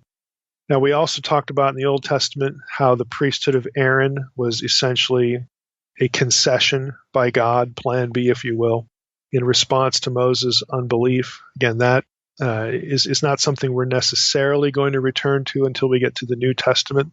When the priesthood of Melchizedek is compared to the Aaronic priesthood, that's something we'll return to, not so much today, but in our New Testament episode we will. And that's the mix that we're dealing with. Again, Melchizedek is linked to Abraham, is linked to Abraham's seed, is linked to Elyon, the Most High, is linked to Deuteronomy 32, which is linked to the divorce of the nations, which is, of course, linked to the reclaiming of those nations through the Abrahamic covenant. The Abrahamic covenant would produce a seed, which, of course, takes us to David, again, the Davidic dynasty. And, of course, Melchizedek is a priest. And once we start talking about the priesthood of Melchizedek being elevated or considered, more ideal than the priesthood of Aaron, you throw all that into the hopper, and this is, again, the matrix of ideas that we're dealing with. The evidence in the text is that Melchizedek's kingship is connected to Abraham. It legitimizes the rule of Abraham's seed. And, of course, the original Edenic king, Adam, was ruler and mediator. He was king and priest in a very broad theological sense on earth, because he was the guy that sort of stood between God and the rest of humanity, the rest of what would be his descendants. And he was, again, put there in Eden to be a steward king, a ruler of the earth in a positive sense. That all continues through the patriarchs up to Moses, and Moses, it divides because of his unbelief.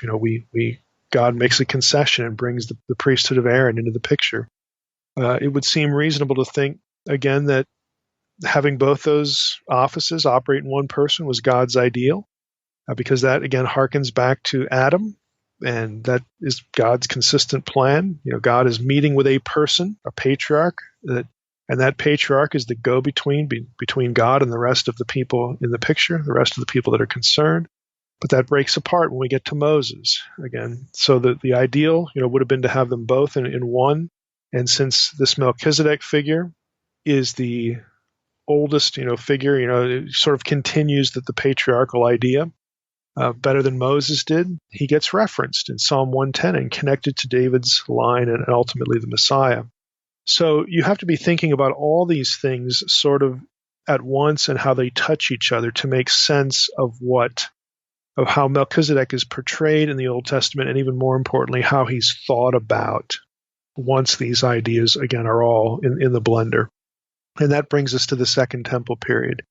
So today we want to get into the literature here, and we're going to end up focusing mostly on Dead Sea Scroll material, but we'll hit a few other things. Melchizedek is mentioned in a number of Second Temple works. Again, works, or at least works that scholars figure date back into the Second Temple period. I say it that way because of issues with books like Second Enoch.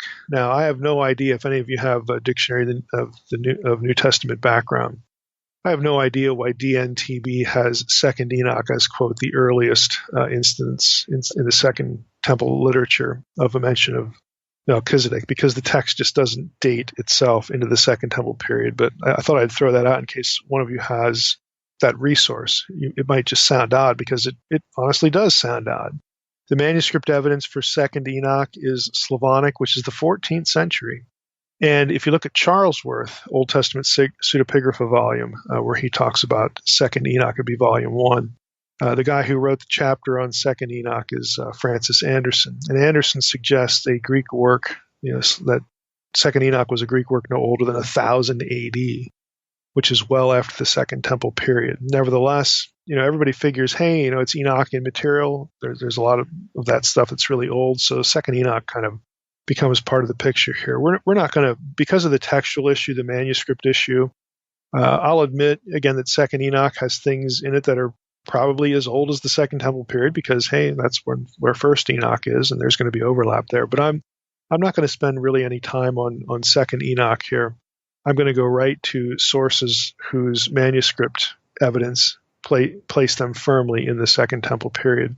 So let's start with Josephus.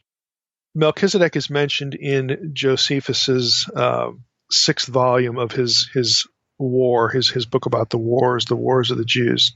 And in my edition, it would be lines 435 to 438. I think the line numbering is pretty consistent. But I'm just going to read you the passage. So this is from Josephus, the Jewish Wars, Volume 6, beginning in line 435. He writes, "And thus was Jerusalem taken in the second year of the reign of Vespasian, on the 8th day of the month, Gorpaius, which is Elul. It had been taken 5 times before, though this was the second time of its desolation. For Shishak, the king of Egypt, and after him Antiochus, and after him Pompey, and after them Sosius and Herod took the city, but still preserved it. But before all these, the king of Babylon conquered it, and made it desolate." Of course, there's the reference to Nebuchadnezzar. 1,468 years and 6 months after it was built. But he who first built it was a potent man among the Canaanites, and is on our tongue called Melchizedek, the righteous king, for such he really was, on which account he was there the first priest of God, and first built a temple there, and called the city Jerusalem, which was formerly called Solemn. Now that is the excerpt from Josephus where he mentions Melchizedek. And obviously, and kind of interestingly, Melchizedek is considered the person who built the first temple. And you say, well, that's kind of odd because I thought Solomon built the first temple in Jerusalem. Well, he built the first Israelite temple, Josephus would say. But Josephus is thinking, well, there was a temple there because Melchizedek was priest of the Most High, Most High God, and there had to be a temple there. And so he credits all that to Melchizedek. He credits Melchizedek with building the city. Again, the Old Testament doesn't say any of that stuff, but that's what Josephus is thinking. And again, he's likely not alone. But notice, even despite all of that embellishment, Melchizedek is considered a historical human. There's no hint in what we just read that he's thought of as a divine being by Josephus. So here's a clear Second Temple period example where Melchizedek is mentioned, talked about. Again, some things are added to the Old Testament, but he's not a divine person, not a divine being. Now, if we go to Philo, again, Philo was another really important writer in this period. Philo found room both for a sort of literal historical interpretation of Melchizedek as a human being and a sort of more than literal interpretation of Melchizedek as the Logos. And of course, Logos is the term in John 1, for the Word of God. Jesus, of course, was the Word. And if you've read Unseen Realm, you know that thinking is not just from Philo or from some Platonic this and that. You have Word of the Lord being the visible human Yahweh in the Old Testament. And you have even more of those instances if you read the Targums, the Aramaic translations of the Old Testament. So there's a lot of evidence. It doesn't force you to go out to Greco-Roman philosophy, which is what Philo was working in a lot to get a Logos doctrine. You don't need that stuff. But Philo certainly has his head in that. And for him, Melchizedek gets sort of parsed as the Logos, as a divine figure. Now, I'm going to read an excerpt here from DDD by Reiling, Reiling. And he has an entry on Melchizedek, and he goes into the Philo material a little bit, and I kind of like his summary. It's pretty convenient here. So he writes, Philo mentions Melchizedek in 3 places. We have, if I can get the abbreviations correctly here, I always kind of mess up the abbreviations in Philo, on Abraham, and then we have the book that is referred to as Preliminary Studies, at least by scholars. And then thirdly, the Allegorical Interpretation, Volume 3. Those are the 3 works of Philo where Melchizedek is mentioned. So continuing with Reiling, he says, in the Abraham book, again, On Abraham, in On Abraham 235, the story of Genesis 14, 18 through 20 is retold and embellished. Melchizedek is called the great priest of the Most High God. Thinking that Abraham's success was due to divine wisdom and help, he stretched his hands to heaven and honored him with prayers, and offered sacrifices on his behalf, and entertained him and his men lavishly. In the subsequent allegorical interpretation of the story of Abraham's warfare, that is Genesis 14, 1 through 24, Melchizedek is not mentioned again by Philo. He acts as a historical person only. In Preliminary Studies 99, Melchizedek is mentioned in an excursus on the number 10. Those are lines 89 through 120 in that book of Philo, Preliminary Studies, with reference to the fact that Abraham gave him 1/10 of everything.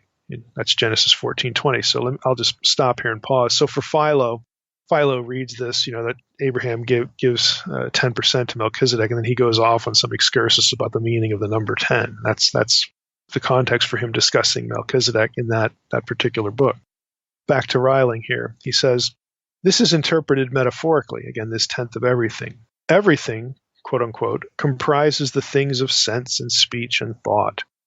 Melchizedek is identified as the man who obtained the self-learned and self-taught priesthood, probably because no priest is mentioned before him in the Bible, and later priesthood is not derived from him. In Allegorical Interpretation, Volume 3, this is 79 through 82, Melchizedek is presented as an example of people who are honored by God without having done beforehand something to please him. It's kind of interesting. He was made king by God, and he was the first to be worthy to be his priest. In Philo's perspective, catch this. This is Reiling, again, writing about this. In Philo's perspective, Melchizedek, as a king and priest, does not cease to be a historical person, but at the same time serves as the embodiment of the divine logos and transcends history. And you say, well, that's the end of the quote. You say, well, how does that work? I'm trying to follow Philo's thinking here. What in the world is he? Look, your guess is as good as anybody else's. Philo's writing, this is what it's like. Philo will go off on these riffs of allegorical interpretation, speculation about the meaning of numbers and things like this, and you just wonder what set him off. What put him on that path? What suggested these things to him? And again, the honest answer is sometimes you can sort of figure that out because of the mass of material he might be discussing at some other place, but other times it's just really dense and obtuse, and honestly, even specialists in Philo have no idea why he went in this or that direction. So it's a little bit up in the air. Again, sometimes Philo, his thinking is discernible. You can track with him and know why he's saying what he's saying. Other times you just can't. But this is where he's at. He associates Melchizedek with the Logos. So he's an important resource in the Second Temple period that is beginning to think about Melchizedek as something not unhistorical, but more than a man. Again, that's why we want to mention him. Now, third resource anyway, Qumran literature, the Dead Sea Scrolls. And this is where we're going to spend the lion's share of our time because there's a specific text here that's really important. Melchizedek is mentioned twice in the Dead Sea Scrolls. There's the Genesis Apocryphon. That's 1QAP, Genesis, GEN, in the 22nd column. In that, just look at the title, Genesis Apocryphon. This is a retelling of the story of Genesis, so naturally you're going to hit Genesis 14, 18 through 20. And in this Dead Sea Scroll, that passage from the Old Testament is translated more or less literally. There are a few little minor additions to the story, but nothing really, spectacular. Melchizedek is presented pretty straightforwardly as a historical person, and there's no real speculation about his name or, like in Philo's case, about what 10th means and all that. There's none of that. It's just a straightforward translation. This particular Dead Sea Scroll is in Aramaic, so it's put into Aramaic, and on we go. We move on, through other material in Genesis. So there isn't that much that's added that would be sort of speculative, which is quite different, than Philo, and quite different from other texts as well. Now, the big one, the big deal for Second Temple literature, and I had to go through this text a lot, for my dissertation, is something called 11Q Melchizedek, also known as 11Q13. As the title suggests, this is from Cave 11. That's what the numbers are for, 11Q, 11 Qumran. It's Qumran Cave 11. And it gets its name, Melchizedek, because of the content. 13 would refer to the number of the manuscripts. These are all fragmentary, but column 2 it's still fragmentary, but column 2 has a lot of content in it And since column 2 is drawing on Old Testament texts, even when there are some holes that they can be filled in if they're citing Old Testament verses, you can just go look at what the content was. Now, what I'm going to do is I'm going to read a translation of this text. And when there is an Old Testament verse referenced, I will tell you what the verse is, and then we'll discuss it. I'm going to share again some the research of some scholars who specialize on this text and Second Temple literature and New Testament, on the New Testament just generally. But I'm going to read through this text, and the translation is from Garcia Martinez and Tig Killar, their Dead Sea Scrolls Study Edition. If you have that, you could follow along. If you can, read Hebrew, there's going to be a couple places here you might want to check the Hebrew. But at any rate, here's what it says. Again, this is column 2, 11Q Melchizedek. I think you're going to find it really interesting. Again, this is pre-New Testament. Pre-New Testament. There's no question about the dating of the manuscript. So line 1 is fragmentary, and it can't be read. Line 2, we get into text, and it says, "And as for what he said," and then he's going to quote Leviticus 25:13, "In this year of Jubilee, you shall return, each one to his respective property. Concerning it, he said," now he's going to quote Deuteronomy 15:2, "This is the manner of the release. Every creditor shall release what he lent to his neighbor. He shall not coerce his neighbor or his brother, for it has been proclaimed a release for God." Its interpretation, in Hebrew or Aramaic, pishro.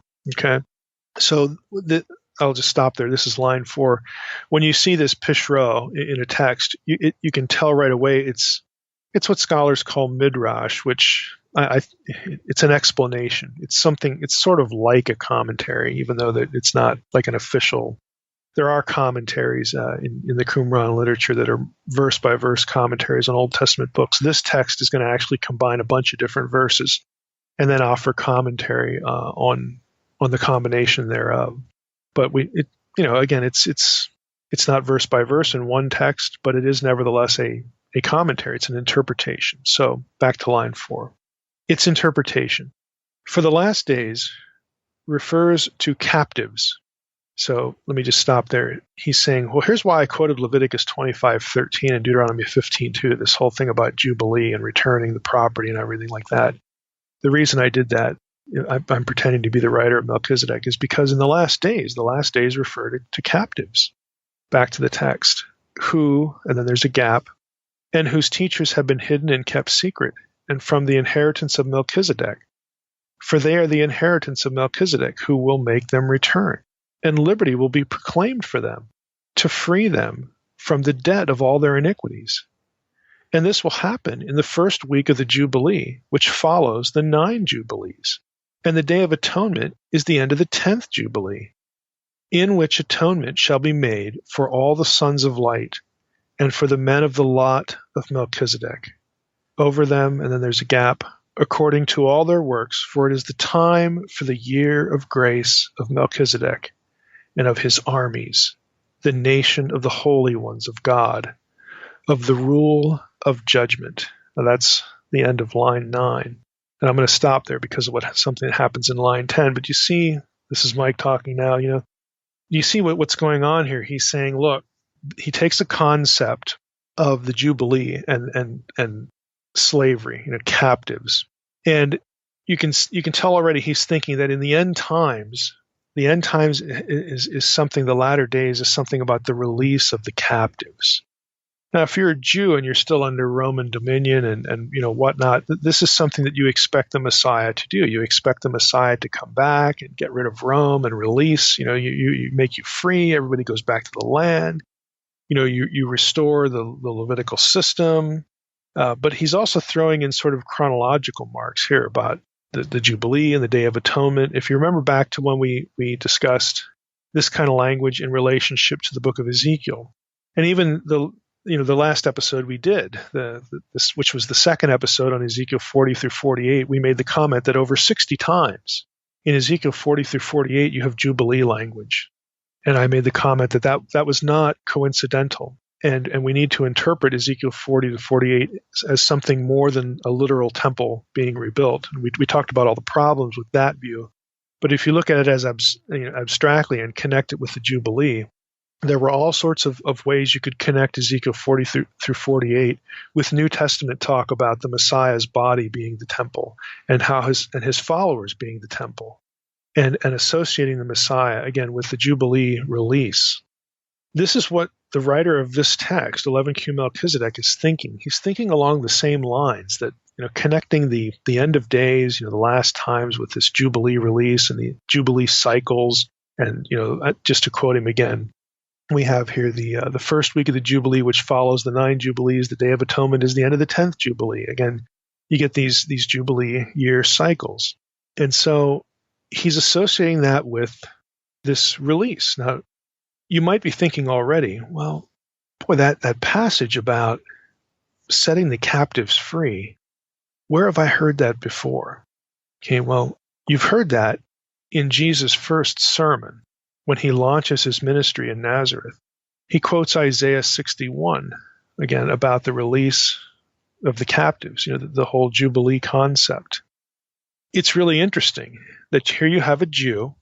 This is 100, 200 years, before the New Testament period, thinking about the end of days in terms of a Jubilee year release.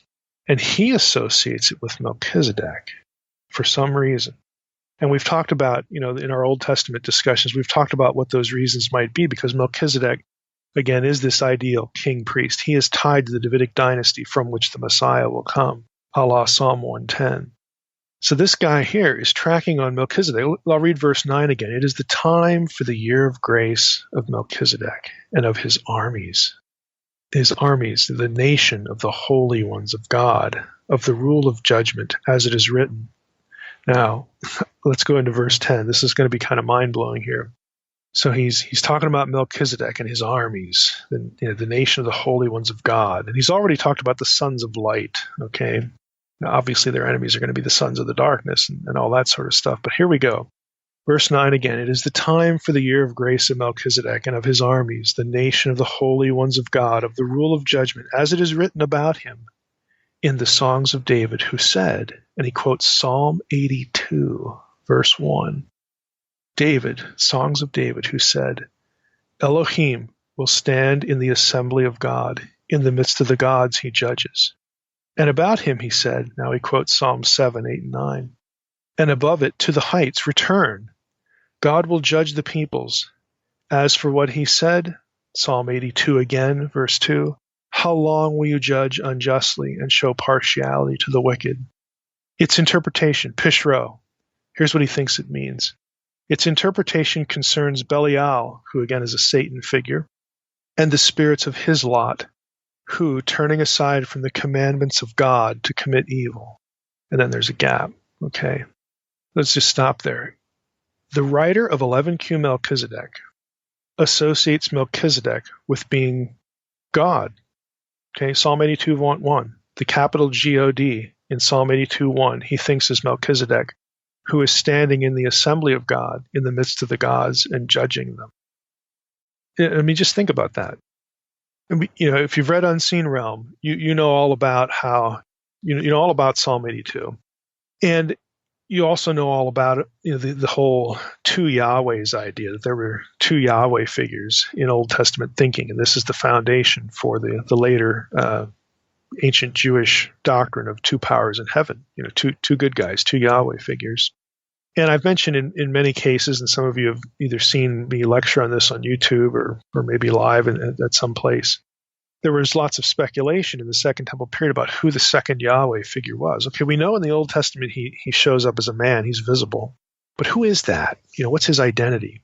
And I've made comment before about some thought he was an exalted Old Testament figure like David, okay, or Abraham or Moses, or in this case, Melchizedek. Melchizedek is one of the two powers candidates that get floated in Jewish writings of the Second Temple period. And it's very clear here. He associates Melchizedek with being the one who is judging the gods in Psalm 82. And again, he associates that with the release of people in bondage to the kind of misery that the gods are inflicting upon them. Now, at this point, you have to suspend what you know a little bit, because some of you are probably thinking, well, he's wrong because Psalm 82 is about the gods of the nations, and those are Gentiles. It has nothing to do with the release and the jubilees. And okay, we get that. We're just reading through a text that explains what this particular Jewish writer was thinking. He is associating Melchizedek with the Lord of the council. And I've done the same thing with Jesus, where in John chapter 10, Jesus quotes Psalm 82. We did a whole episode on that. Again, you get the idea, these sorts of connections, of identifying particular individuals. Again, Christians are going to do this with Jesus, obviously. And again, isn't it a coincidence that Jesus gets compared, analogized to Melchizedek in the New Testament? Again, we'll get there. But there are Jews who were there before. Again, they're thinking of Melchizedek as being more than a man, and they're associating him here, believe it or not, with Psalm 82. Psalm 82, verse 1. And Melchizedek is the leader. Remember verse 9, his armies? He's the leader of armies that are going to liberate the peoples of the earth. Okay? He's going to liberate them. And he's going to go to war with Belial, the Satan figure, and the spirits of his lot. Now, if you know anything about Dead Sea Scroll stuff, there's a very famous scroll called the War Scroll. It's 1QM, as memory serves. That describes the apocalyptic, end of days battle, and it's a war between gods and men. And on both sides, you have human combatants and divine combatants fighting it out, in heaven and on earth, for basically all the marvels. This is the kind of thing that this text is alluding to, this same idea, where you have this warfare going on. Let's go back to the text now. I'll pick it up in verse 12. So its interpretation, again, this is what he thinks it means, concerns Belial and the spirits of his lot, who, turning aside from the commandments of God to commit evil, and then it just drops off there, line 13.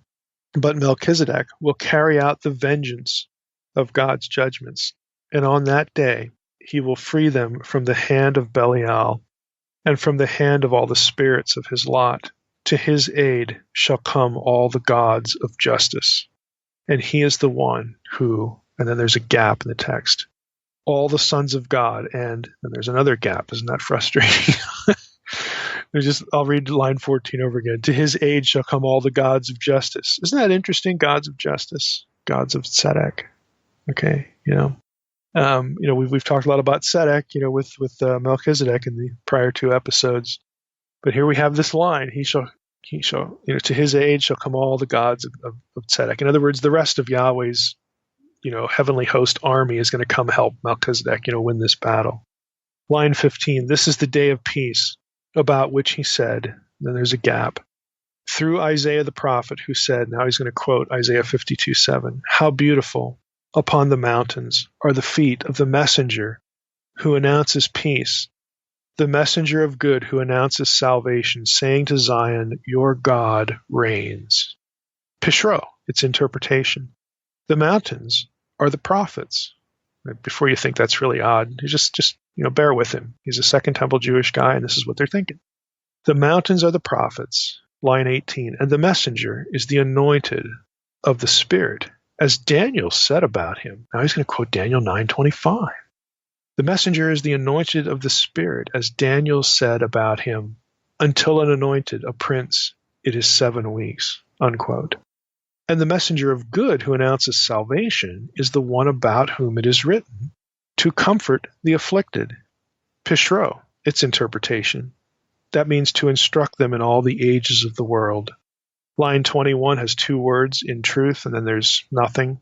Line 22 is fragmentary. It says, has turned away from Belial and will return, then it ends. Line 23 says, in the judgments of God as it is written about him, quoting Isaiah 52:7 again, saying to Zion, your God rules. Zion is the congregation of all the sons of justice, those who establish the covenant, those who avoid walking on the path of the people.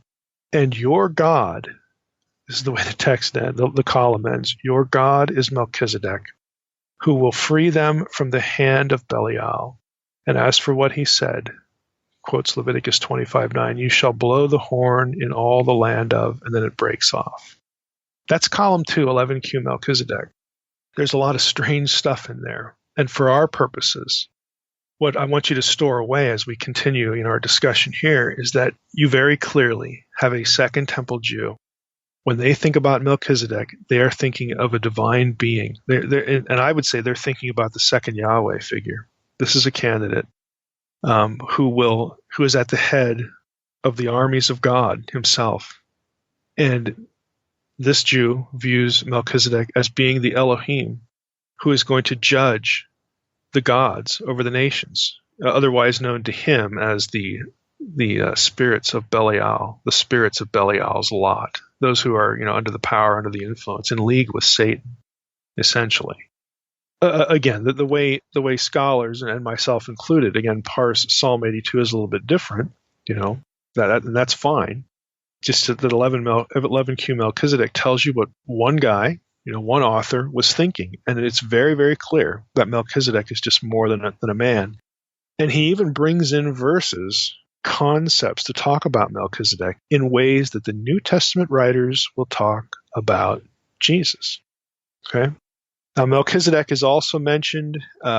His name is mentioned in 11Q17. That's really all you get, just the name. There's another fragment, 4Q401, fragment 11. There's 3 lines. There's only a few words. It has priests of, and then there's a break, and then gods of knowledge, break. And then line 3, Melchizedek, priest in the assembly of God. Again, it's hearkening back to Psalm 82 again. So that's what you get, with 11Q Melchizedek, otherwise known as 11Q13. Now, what I want to do at this point is I want to read you some excerpts from a couple of papers. One is published in the Journal for the Study of Judaism in the Persian, Hellenistic, and Roman period. It's by Delcor. The title is Melchizedek from Genesis to the Qumran texts and the Epistle to the Hebrews. And then a little bit from Jim Davila's SBL seminar paper back in 1996. Delcor's article, by the way, is 1971. But 20-some years later, 1996, Davila gave an SBL paper entitled Melchizedek, Michael, and the War in Heaven. And I want to quote a few things from both of those papers. Okay, we'll start with Delcor, and this is on pages 124 and 125. Again, just reading his commentary on what we just read. He's talking about 11Q Melchizedek. So he writes, the character Melchizedek appears in an incomplete text of Cave 11 of Qumran, published by Vanderwood. In this fragment, written in Hebrew, Melchizedek appears as an eschatological savior who has a heritage. His mission is to bring back at the end of days the exiles to announce to them their liberation and the expiation of their sins. The fragment here takes up in part Isaiah 61:1, and at least conceptually, which Luke applies to Jesus in Luke 4:18. Melchizedek appears also as a celestial being, Elohim, who stands in the assembly of God, and on this occasion will judge the heavenly ones. Okay, in the midst of the gods, he passes judgment. Psalm 82:1. Those are the ones he's judging. Delcor continues, he participates in the vengeance of the judgment of God. Here we find, though with some modification, taken up Psalm 82:1 and Isaiah 61:2. Melchizedek is thus apparently identified with Michael, who also appears in Qumran as a celestial being in the War Scroll 1QM. In fact, Melchizedek is helped by the celestial armies in his struggle against Belial and his angels. We will see later the interest of these speculations on the person of Melchizedek as a celestial being for a better understanding of the Epistle to the Hebrews. As the Scriptures speak neither of the birth nor the death of this person, Melchizedek, it is easy to imagine him to be eternal and therefore that this priest should be present in the heavens. The author of the Qumran fragment did not hesitate to indulge in these speculations.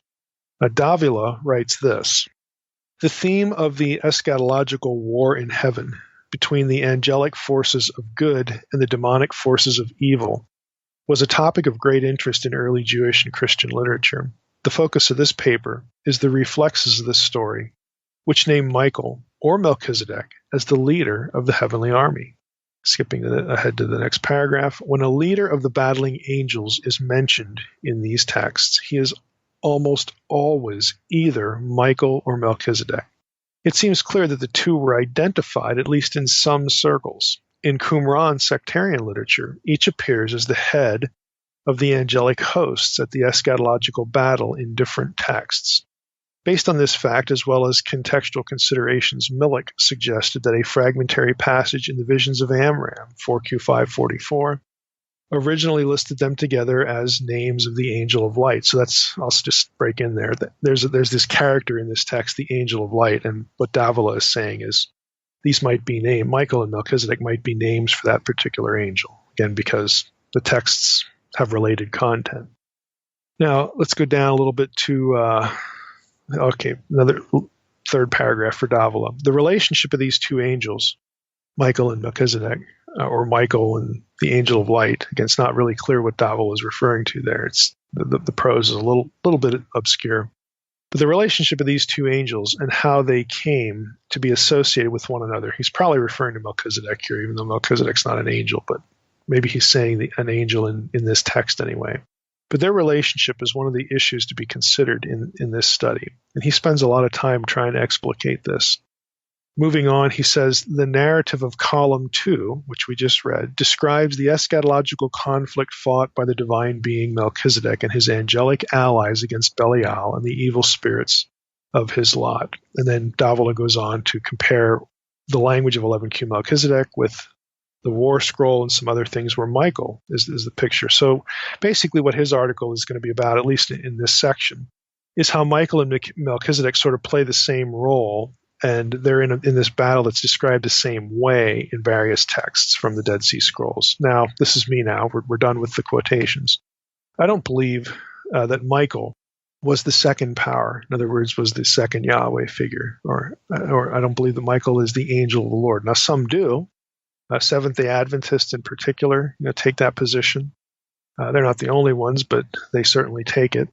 I think the idea is contradicted, actually, by two places in Daniel, and that's kind of material for another episode. But just so that you know, I don't think Michael is the angel of the Lord. I think there's problems with that. The point for our purposes here are that some Jews made that equation. Okay, some Jews thought that. Now, I think personally that this thinking, is tied to the second power in heaven, second Yahweh figure. And we have here an exalted angel, again, cast as the second power in heaven, and the most obvious candidate is Michael. But some Jews, again, thought this was Melchizedek exalted to some sort of heavenly state. He becomes glorified or something like that. Now, Michael is Israel's prince. Melchizedek was a priest king. Now, I think in part, the way they're sort of thought about together is because the captain of the Lord's host, remember Joshua 5? The captain of the Lord's host is clearly divine. Okay, this is, if you remember Joshua 5, Joshua encounters the captain of the commander of the Lord's host, and he says, what side are you, who are you, dude? What side are you on? He says, I'm the commander of the Lord's host. And then he says, hey, the place where you're standing is holy ground. Take off your sandals. It's the same language that you get in Exodus 3 with the burning bush. Exactly the same. So, the commander of the Lord's host is a divine being. And since we have this connection back to Exodus 3, I think he's the angel of the Lord. I think he's the angel of the Lord for a different reason. And I discuss all of this in Unseen Realm, because the description of the commander of the Lord's army there in Joshua 5 describes the commander there as having a drawn sword in his hand. Okay, the Hebrew phrase for that, the exact Hebrew phrase, occurs only two other times in the Hebrew Bible. One is in 1 Chronicles 20, 16. The other one is in Numbers 22. I think it's verse 24. But they both explicitly in those two other passages say that the person with the drawn sword in his hand is the angel of the Lord. So I think there's a really, really powerful case here to identify the commander of Yahweh's host in Joshua 5 as the Malach Adonai, as the angel of the Lord. Now, if that's the case, well, it kind of makes sense, at least to some Jews, that to think of that figure, the angel of the Lord, as Michael, because he's the commander of Yahweh's armies on behalf of Israel, and Michael is called Israel's prince. So they sort of conflate those two things. That's how people argue that Michael is the angel of the Lord. Again, I think there's problems with that when you get into some passages in Daniel. But nevertheless, I just want you to know how a Jew would get there, how the thinking would go. They also, again, if you're the prince of Israel, well, that sounds, kind of messianic. That's like kind of Messiah talk, prince of Israel, And so once you go there, then you do start thinking about Melchizedek. Why? Because Melchizedek, the Davidic king in Psalm 110 is declared to be, after the order of Melchizedek. And so this is how, if you're a Jew, you could justify thinking, okay, angel of the Lord, Michael, Melchizedek, they're all the same guy. This is how you would get there. This is how you would argue that. And of course, the Messiah is your leader at the great eschatological battle. I mean, who else would it be? So you have these ideas that are very, I think pretty easy to see how Jews would have conflated all of these things into one figure. And so when you have Jews writing in the Second Temple period, you have some of them use Melchizedek, some of them use Michael. You got that one that says angel of light, maybe he's just the oddball out here.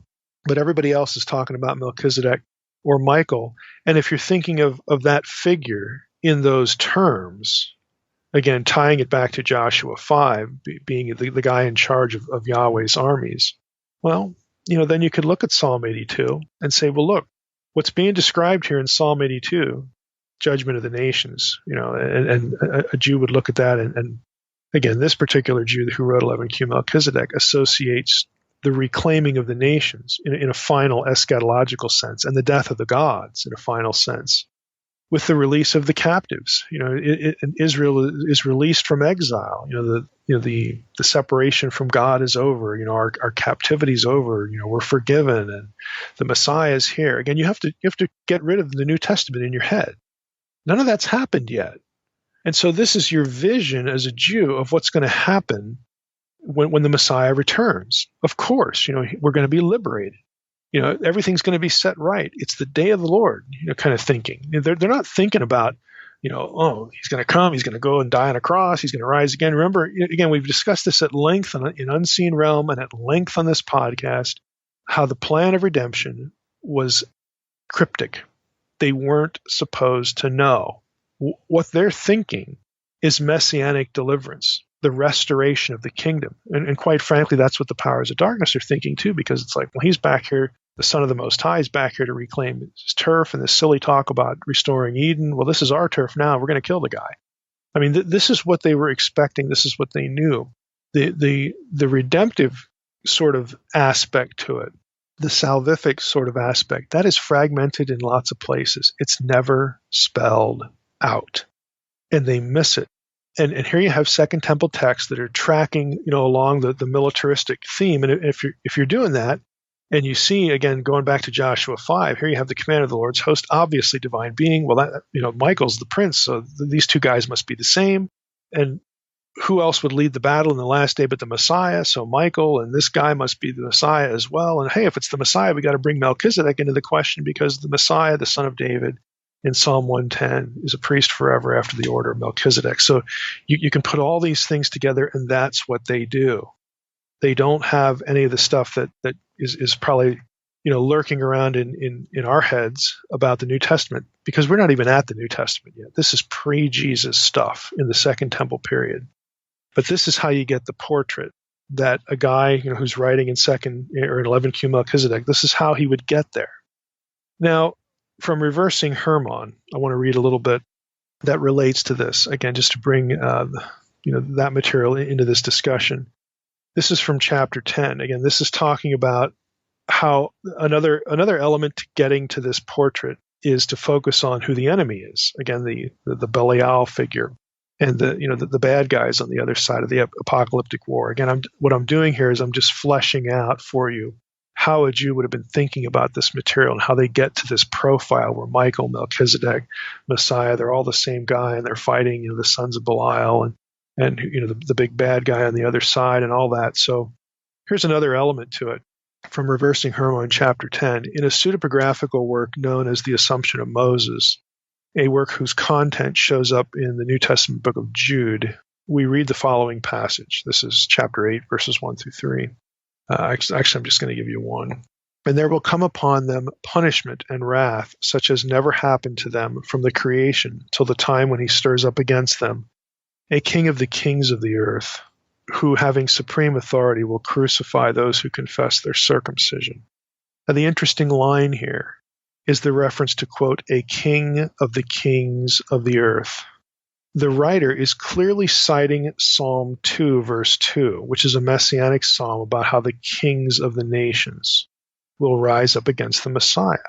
And he transforms the verse to point to a great leader of those kings. So Psalm 2, talks about the Gentiles rising up, against the Messiah. But the writer of the Assumption of Moses turns that phrase into a king of the kings of the earth. So you have a great end times enemy that's in view in the Assumption of Moses here. Now, Horbury, who's a New Testament scholar, writes, Jewish sources from the end of the Second Temple period, which describe an Antichrist-like figure without using the term, name him rather as the Wicked One, or Gog, or Beliar. These sources can be said to bridge the gap between the biblical passages already noted, which attest to the expectations of a messianic victory and of a final arch enemy of Israel. Horbury's point, this is me now, is that while a developed doctrine of Antichrist is indeed of Christian origin, the component of that Christian teaching that had the Antichrist as an imperial tyrant bent on opposing the rule of Messiah is pre-Christian and of Jewish origin. Horbury's reference to the Wicked One, Gog or Beliar, brings us to a third background element. Again, this is chapter 10 in Reversing Hermon, so I'm referring to something earlier. Brings us to another element for our discussion of the beast, the Antichrist. Belial, also spelled Beliar in some Dead Sea Scrolls, is the leader of the powers of darkness. Okay, that's pretty obvious. Now, I quote a fellow named here, Torleif Elgvin, and he summarizes how this works, the great, end times enemy, how this works in Jewish expectation. He writes, the New Testament concepts of Satan and his host are closely related to ideas that develop in intertestamental period and are found in early Jewish literature. In their interpretation of Old Testament passages, various books among the pseudepigrapha and Qumran literature give different explanations to the presence of evil in the world. Some writings describe the struggle between good and evil as a cosmic spiritual struggle and anticipate the ultimate annihilation of evil and the evil powers. In some texts, the evil powers have an angelic leader named Shemhaza or Mastema or Belial or the Prince of Darkness. The earliest post-biblical source that elaborates on evil angelic forces is probably the Enochic Book of the Watchers, 1 Enoch 6 through 16. These chapters interpret Genesis 6:1 through 5. The angelic watchers cohabit with earthly women and bring magic, sin, and violence to the earth. Enoch is shown the coming judgment on the angels, who in vain ask him to intercede for them. Their leader is Shemhaza, but he is not portrayed as a cosmic opponent to God or the elect. Again, in that text, but later on, again, he will be. People will take that name and apply it to the great end times enemy who will oppose and confront and battle with the Messiah. Now, Elgvin's overview of the data shows that for Second Temple period Jewish theology, the leader of the Watchers went by various names: Shemhaza, Mastema, Belial, the Prince of Darkness, and the last title has obvious overlap with the way New Testament's writes of Satan. So this is how, again, on the flip side, this is how Jews were thinking. This is why you have this final war described the way it is. When you see in these texts Belial, Beliar, Mastema, Shemhaza, these are all in the mind of certain Jewish writers. They're all sort of other words for Satan. And so naturally, at the end of days, his opponent will be the Messiah. And, you have this messianic profile that has Messiah as a warrior. Well, that's the captain of the Lord's host in Joshua 5. And he's a son of David. That brings Melchizedek into the equation because of Psalm 110. And, of course, Michael is the prince of Israel. So it must be all the same guy. I mean, this is how you get the end times eschatology, or at least the apocalyptic battle, who the characters are and what's happening and why. This is how you get there in Second Temple Jewish thinking. Now, again, I'm not going to take all those positions. Again, I think there's a problem with the Melchizedek equation, Michael as the angel of the Lord, and so on and so forth. And we'll hit that, at another time. Probably when we hit the New Testament, maybe I'll bring some of that in, or we'll do an episode of its own on that. But if we go back to 11Q Melchizedek with all this thing, we've got the good guy, he goes by various names. We got the bad guy, goes by various names. And in 11Q Melchizedek, the good guy, the leader, the chief combatant, the Elohim of Psalm 82 is Melchizedek, who is also, for Second Temple Jews, the angel of the Lord, who is also Michael. Again, this is how they're thinking when they get to that passage. Now, 11Q Melchizedek brings other passages into the profile. The Jubilee chronology is a big deal. You've got Isaiah 52, Isaiah 61, and that is connected, of course, with the Day of Atonement, because the Day of Atonement comes after, again, the end of the Jubilee cycle, and so on and so forth. So that's interesting, obviously, and I've already alluded to it, because of what happens in Luke 4. Isn't it odd, or isn't it interesting? Isn't it fascinating that when Jesus starts his ministry, he's there in Nazareth, he goes into the synagogue, and he takes the scroll from Isaiah, Isaiah 61, and I'm going to go there. And a lot of you will know this, but I think it's just more effective if I actually, sort of read it, and you get to hear what's left out. But he goes to the synagogue there in Luke chapter 4, and this is what we read here. He says, at verse 17, we'll go back to verse 17. The scroll of the prophet Isaiah was given to him. He unrolled the scroll and found the place where it was written. I mean, he's doing this intentionally. He found the place where it was written. The Spirit of the Lord is upon me, because he has anointed me to proclaim good news to the poor. He has sent me to proclaim liberty to the captives and recovering of sight to the blind, to set at liberty those who are oppressed, to proclaim the year of the Lord's favor. And he rolled up the scroll and gave it back to the attendant and sat down. And the eyes of all in the synagogue were fixed on him. And he began to say to them, today, this scripture has been fulfilled in your hearing. And he gets a mixed reaction. But he says, today, this scripture has been fulfilled in your hearing. Well, look at this. He references the poor. He references the captives. He references the oppressed. Now, he's quoting Isaiah 61, but some of those terms are in Psalm 82. The writer of 11Q Melchizedek understood that. They knew that. I think Jesus knew it too, because later when we get to the episode in John, he's going to quote Psalm 82. I don't want to rabbit trail back into that, but here's the point. Isn't it kind of fascinating that Jesus chooses this passage? And if you're familiar with Isaiah 61, he stops, with set at liberty, those who are oppressed to proclaim the year of the Lord's favor.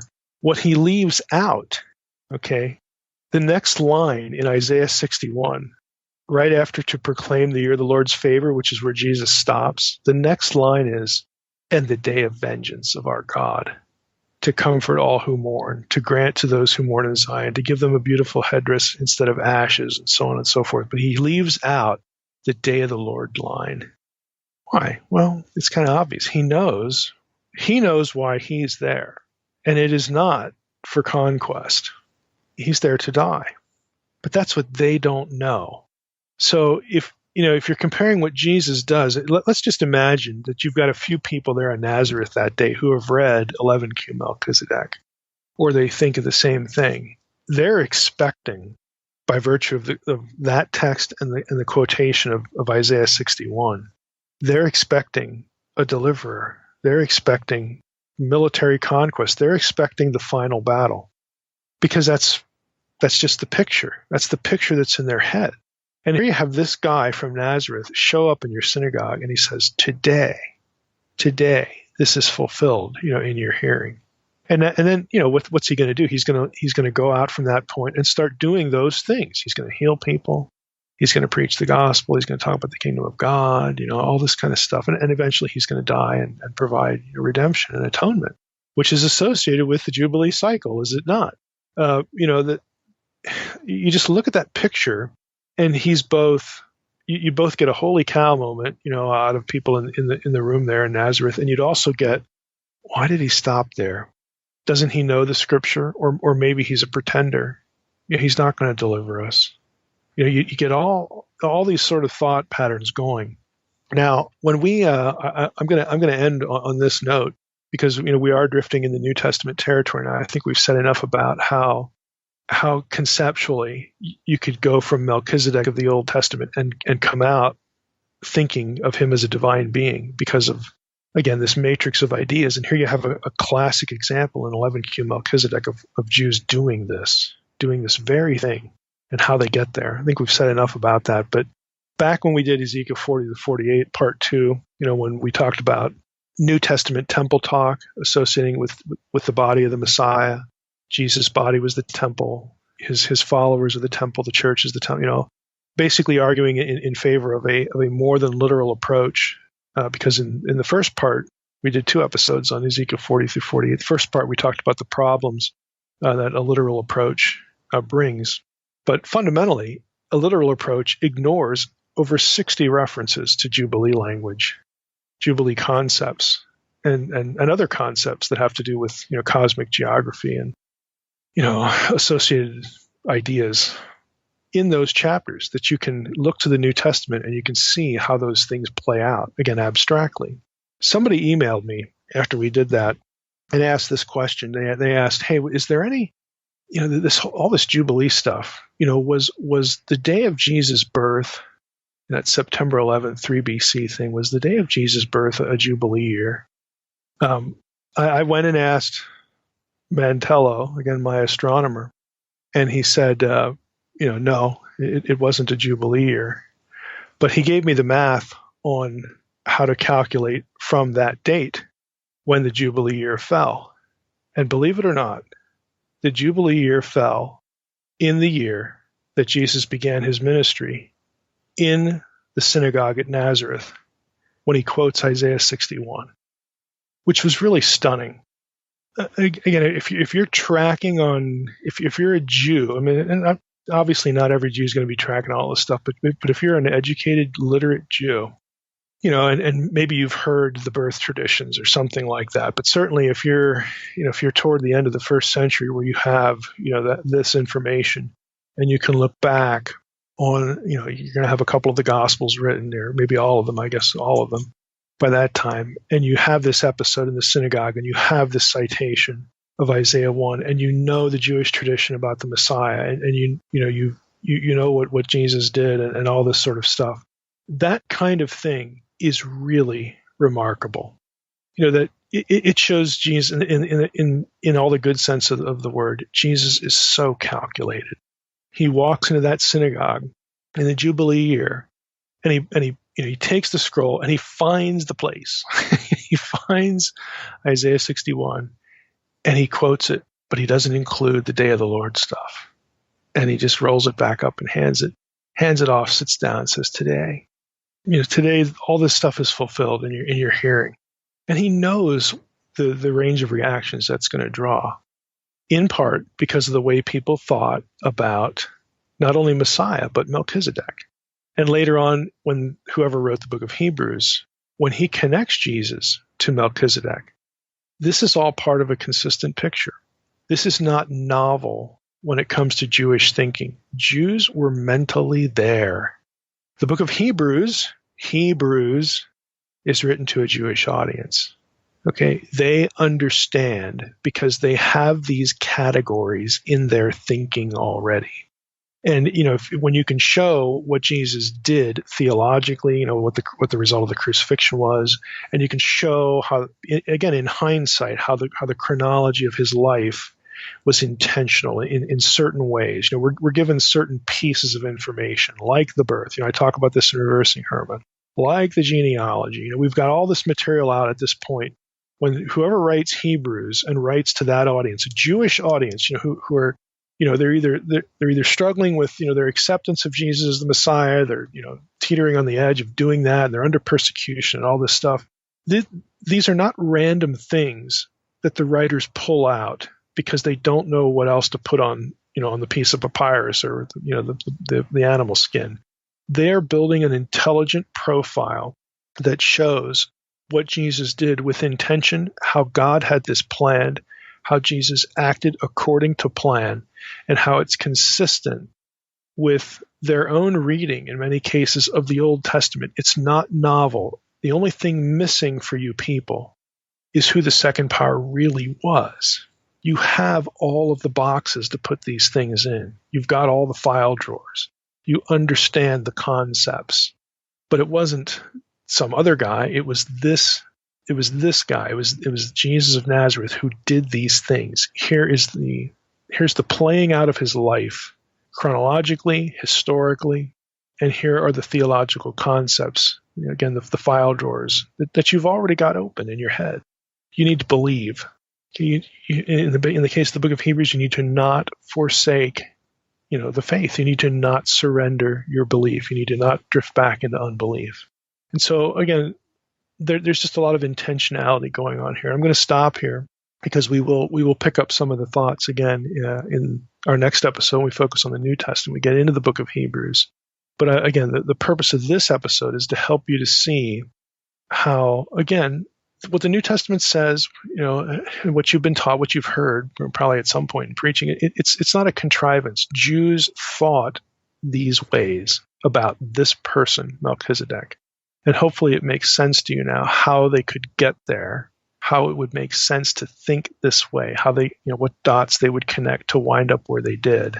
And again, it works if there's legitimately a second power in heaven who fits this profile. And there was. And that's what we'll get into next time. More pieces. Sure. Well, let's just start with a summary. I mean, we've been through 3 previous episodes. We had part 1A, part 1B, and then, of course, part 2. 1A and 1B were Old Testament, the Old Testament material about Melchizedek, and part 2 was the Second Temple literature that was relevant to Melchizedek. And just by way of summarizing a few points that we hit along the way, we talked about how Melchizedek's name and his title was the King of Salem, or Salem, and the location, of course, of Salem was associated with Jerusalem, that the name and that title sort of associate Melchizedek with kingship, obviously, Jerusalem, again, obvious, righteousness, peace, and, of course, priesthood. Those are all sort of ingredients for how the Messiah gets talked about. And so they're factors for what we're going to talk about today with respect to what the New Testament does with Melchizedek in the book of Hebrews in chapter 7. So, there's congruence there. We also talked about how the Aaronic priesthood is cast in Scripture as a concession by God.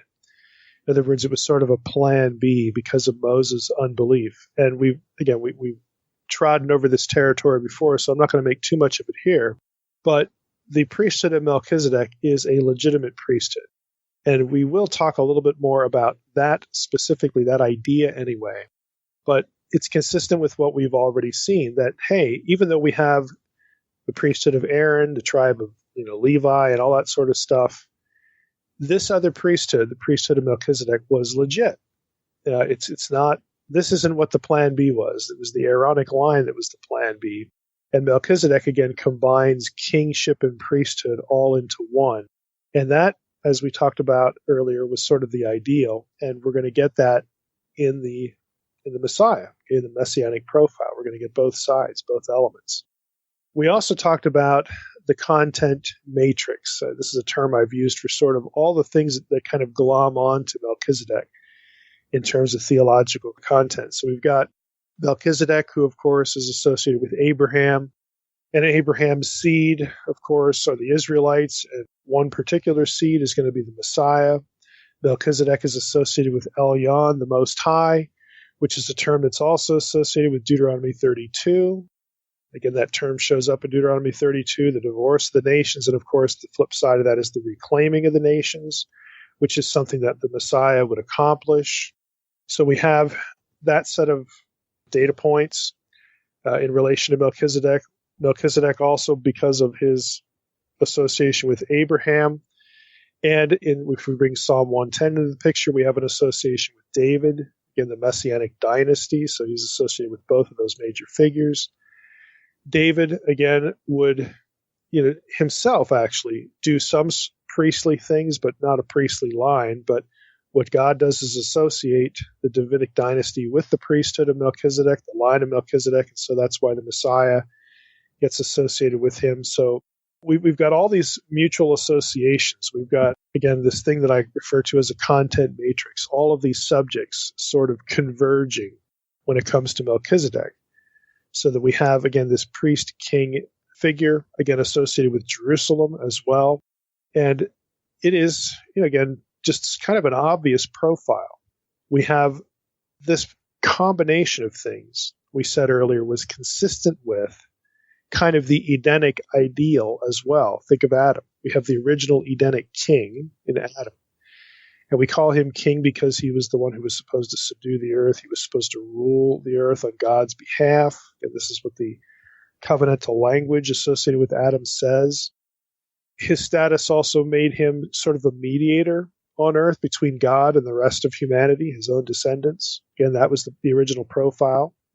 That idea of combining rulership and mediation in one person continues through the patriarchs all the way up to Moses. Melchizedek becomes part of that profile, again, because of the incident with Abraham. But when you get to Moses, it splits. Again, the Aaronic priesthood is a concession. It's plan B. It's something that has to operate, in the background or alongside because of Moses' unbelief.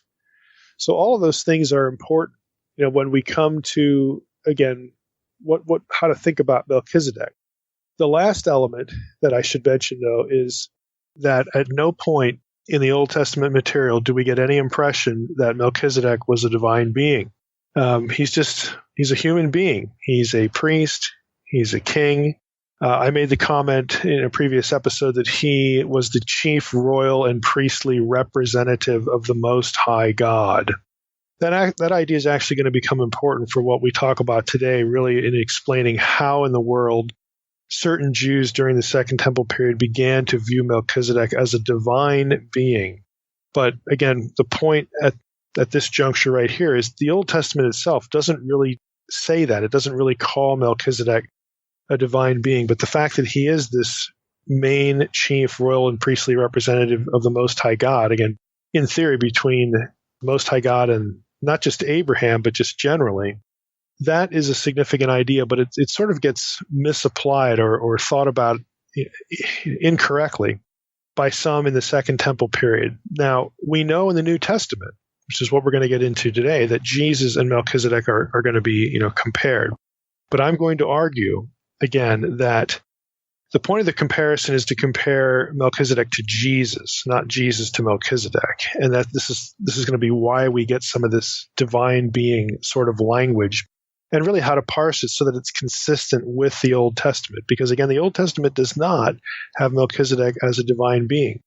Now, in order to sort of straighten this out and both talk about why this error was sort of made, at least by certain Jewish writers, as a way to both deal with that and then segue into what the New Testament actually does, we need to camp for a few minutes at least on how Second Temple Jewish writers sort of made this association, how they came to see Melchizedek as a divine being. So how did this happen? How does that trajectory occur? Well, there's really sort of two things we need to be thinking about in tandem. One is the fact that Melchizedek, by virtue of his role as priest and king, again, and his relationship to this scene with Abraham, Melchizedek is sort of thought about because of that stuff as being the chief representative of Israel before God. And we could see how that would happen. This chief priest, chief king, the main priestly figure, the main dynastic ruler figure. Well, naturally, if he is that in God's eyes, then he would sort of be thought of as the chief representative of Israel to God and before God. Now, once that association is sort of entrenched in your head, that Melchizedek represents Israel before God as its king and priest figure, then another association gets factored into it. And here's where the problem happens. And that is, there is the prince language of the Old Testament. This association of priest, king with prince language, prince of Israel language, is how Melchizedek becomes a divine being in the minds of certain Second Temple Jews. Now, we need to unpack that. Here's how it's done. There are certain passages that use Prince of Israel language. Daniel 10:21. Who is Israel's prince in Daniel 10:21? Well, it's Michael. It's the archangel Michael. Now, Michael, of course, isn't called an archangel in the Old Testament. He gets that title in the New Testament and also in the Second Temple period. But Israel's prince is Michael in Daniel 10:21.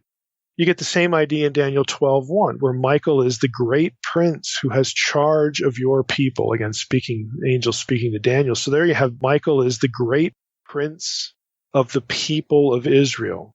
And so mentally, there were certain Jews that said, okay, Michael is the prince, of Israel.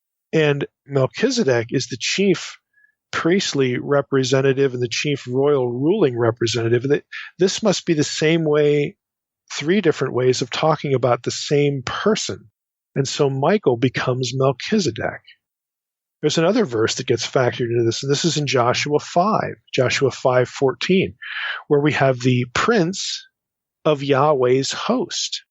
Now, some translations in English will have the captain of the Lord's host, or the commander of the Lord's host, or the commander of the Lord's armies, something like that. And this is clearly in Joshua 5, this is clearly a divine being, because when Joshua asks, hey, who are you? He says, well, I'm the prince, I'm the Sar. It's the same word as in Daniel 10 and Daniel 12, of Yahweh's host. Take off your shoes, from on your feet, because this is holy ground. It takes you mentally back to Exodus 3, the burning bush, where we have the angel of the Lord. So this is how, this sort of concatenation of ideas happens. You have this notion that because Melchizedek is the chief prince and priestly figure, the chief representative to God, not just to Abraham, but to the people of Israel, that chief representation idea gets merged or glommed onto or conflated with the language of the prince of Israel that occurs a couple times in Daniel 10 and Daniel 12. And so that's how Melchizedek and Michael sort of get fused or united in the mind, again, of some interpreters in antiquity, and also, to be fair, some interpreters nowadays. Now, do you see the problematic assumption, though? Do you see what the problem is if you think that way? The figure in Joshua 5 is the prince of the Lord's host. He's the prince of the heavenly host. Whereas Michael, in Daniel 10, Daniel 12, is the prince of Israel, which is earthly. They're actually talking about two different things, but nevertheless they get conflated as though it was the same thing. And that's the problem. That's the mistake. You cannot presume the figure of Joshua 5 and Michael are the same just because they're both called prince. But some ancient Jewish interpreters did, and some modern interpreters do as well now. Now, the identification of the figure of Joshua 5 and Michael is also marred or messed up by the description of Michael in Daniel 10:13. Here's why it's wrong. Here's why this association cannot be the case. On one hand, they're princes of different things. There's a disconnect. Joshua 5, that is the prince of Yahweh's host, his heavenly host. And Daniel 10, Daniel 12, Michael is the prince of Israel, which is an earthly people. So you have that disconnect, but there's another problem. That's Daniel 10:13, the way Michael's described there. Michael is described as one of the chief princes in Daniel 10:13. Now, if Michael is the prince, the commander of Yahweh's host in Joshua 5, if he's that guy, then that commander is but one of the commanders of Yahweh's host, because Michael is just one of the chief princes. So any of those other chief princes that aren't named could have been the captain, the commander of Yahweh's host back in Joshua 5. It just doesn't work. You don't have Michael elevated to a unique position. He's just one of a small group for sure. But if he's one of the chief princes, then the guy back in Joshua 5 and by extension the one in the burning bush is just one of several that hold that position, have that high status. And if that figure is just one of several princes, then you could have had any number, again, at least more than one divine being occupying space with Yahweh in the burning bush. And that is just not the way that the angel of Yahweh is portrayed in the Old Testament. So that's actually a significant problem. Having Daniel's 10:13 tell us that Michael is just one of the chief princes, and he's not, this unique status by himself. Michael is clearly, put it another way, he's clearly not the highest authority in the heavenly sphere. He assists the divine man, quote unquote, who speaks to Daniel in Daniel 10:13, Daniel 10:21. And again, he's just one of the chief princes. Now that divine man, just a little bit of a rabbit trail here, the divine man back in Daniel, who's speaking to Daniel, I think is the prince of the host from Daniel 8:11, and also the prince of princes in Daniel 8:25. And that guy is not Michael. He ain't Michael. That figure outranks Michael, who is just one of the chief princes. And again, the prince not of the whole heavenly host, but he's the prince of Israel. The prince of the host, again, the whole heavenly host of Daniel 8:11, again, is not Michael. And frankly, that prince, the prince of the host, the prince of princes, Daniel 8:11, Daniel 8:25, that guy sounds an awful lot like the guy back in Joshua 5, who is the prince of Yahweh's heavenly host, Yahweh's army. So to sum that up, again, to try to summarize all that, Michael is not the highest authority in heaven under God. He is not the second Yahweh. The second Yahweh figure outranks him. And if that's the case, then Jesus, who is aligned with the angel of Yahweh, who is the second embodied Yahweh, cannot be Michael. And I know, like traditions like Seventh-day Adventists want to fuse Jesus and Michael. There are significant problems to it, especially Daniel 10:13. Michael is just one of the chief princes. I'm sorry, but Jesus is unique. The second Yahweh is unique because he is Yahweh. And I realize I'm using Unseen Realm lingo here. If you're new to the podcast, you need to go back and read Unseen Realm. You need to, the chapters on the word and the angel and the name and all that stuff, because this is where the idea of two Yahweh figures, comes in. This is the Old Testament basis for the later Jewish teaching of two powers in heaven, two good guys, one of which was the lesser Yahweh. Okay. You have that figure, and that is not Michael.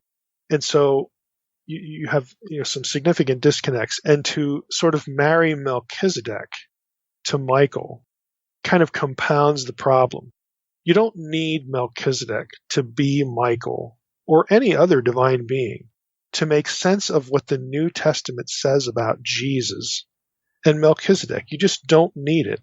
But a lot of people sort of go down this road because they're thinking, based on what they read in Hebrews 7, that we have to have Melchizedek be a divine being, or else Hebrews 7 is wrong, or there's something going on there. And so, well, who could Melchizedek be that's a divine being? And some people will land on Michael like they did in the ancient world. And then you've got significant problems, because then you've got the captain of the Lord's host back in Joshua 5 being just one of several equal guys in heaven. And then you got real problems when you have to import that back into the burning bush with the angel of the Lord, because the same language, take your shoes off, from off your feet because you're standing on holy ground, the same language is used in both places. So when you try to unite these things, really on the basis of the word prince, okay, you've got problems. So where I'm at here is Michael is different than Melchizedek. Michael is different, okay, than the prince of the host and the prince of princes. Michael is just what the scripture says he is. He's the prince of Israel. He is never called the prince of Yahweh's host, the whole thing. He is not the prince over the whole host. He is the prince of Israel. That's what he's called.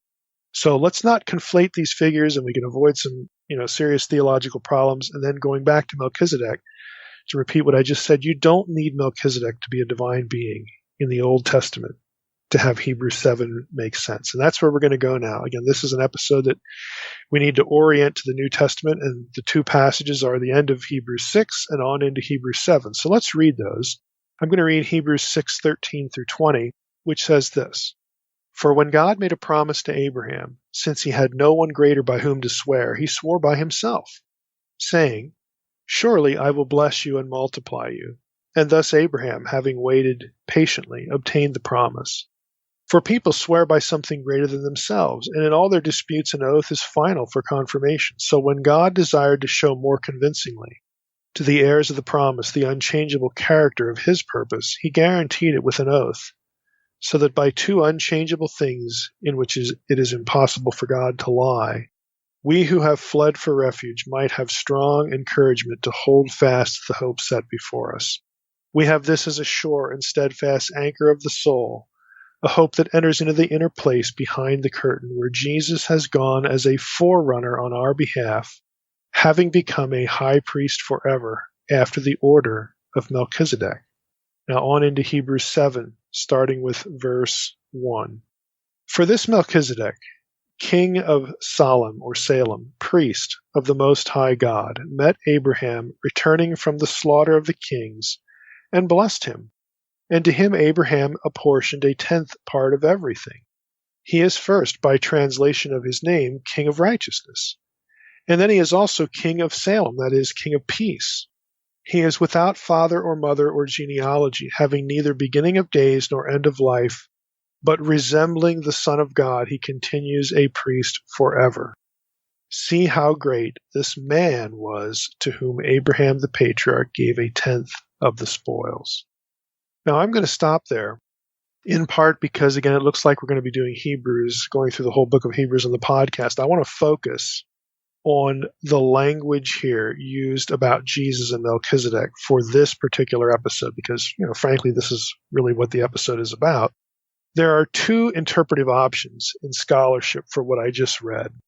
We can either take what I just read literally, or we can look at it allegorically, okay, or analogically might be a better way to say it.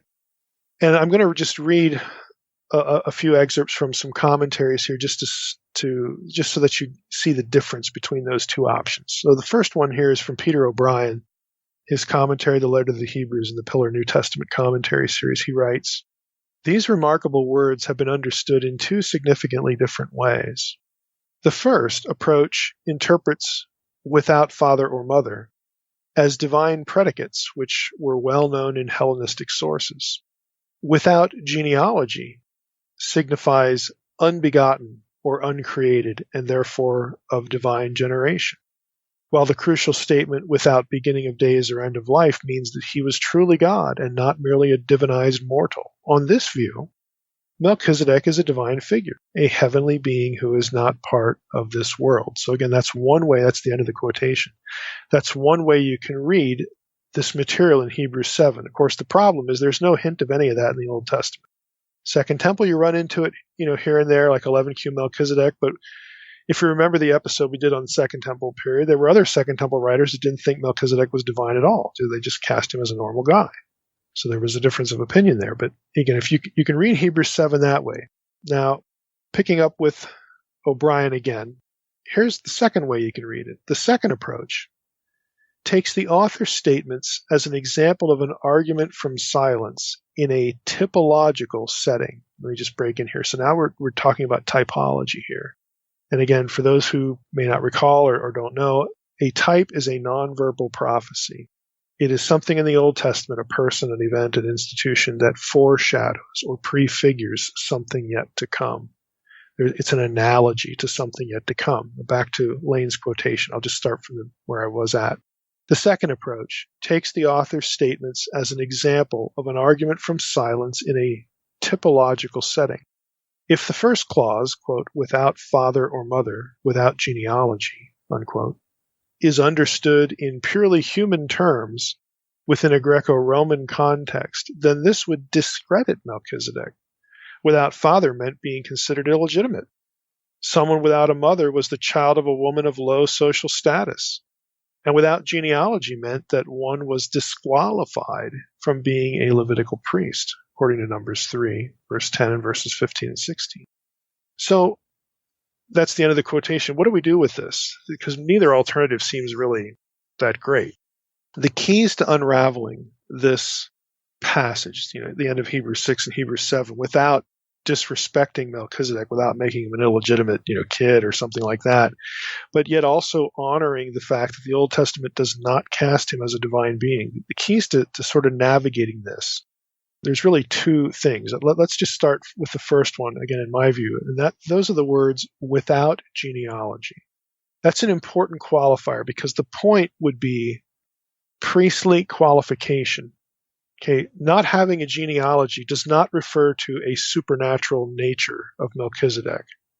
Okay, that he had no parentage or something like that. We'll get to the other phrasing here.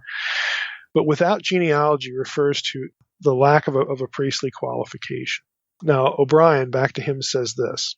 Although Melchizedek could not have qualified for the Levitical priesthood, okay, he wasn't, a Levitical, there was no tribe of Levi, okay? This is Abraham's time. Melchizedek could not have qualified for the Levitical priesthood. He was still priest of God Most High. And Abraham recognized this. Moreover, since Genesis says nothing about Melchizedek's birth or death, his priesthood is cast as having no beginning or end. It was a divinely appointed priesthood that never ended. So you see the point here. You can take the language and say, oh, this refers to Melchizedek's origin as a human being. Well, he's not really human because he didn't have parents.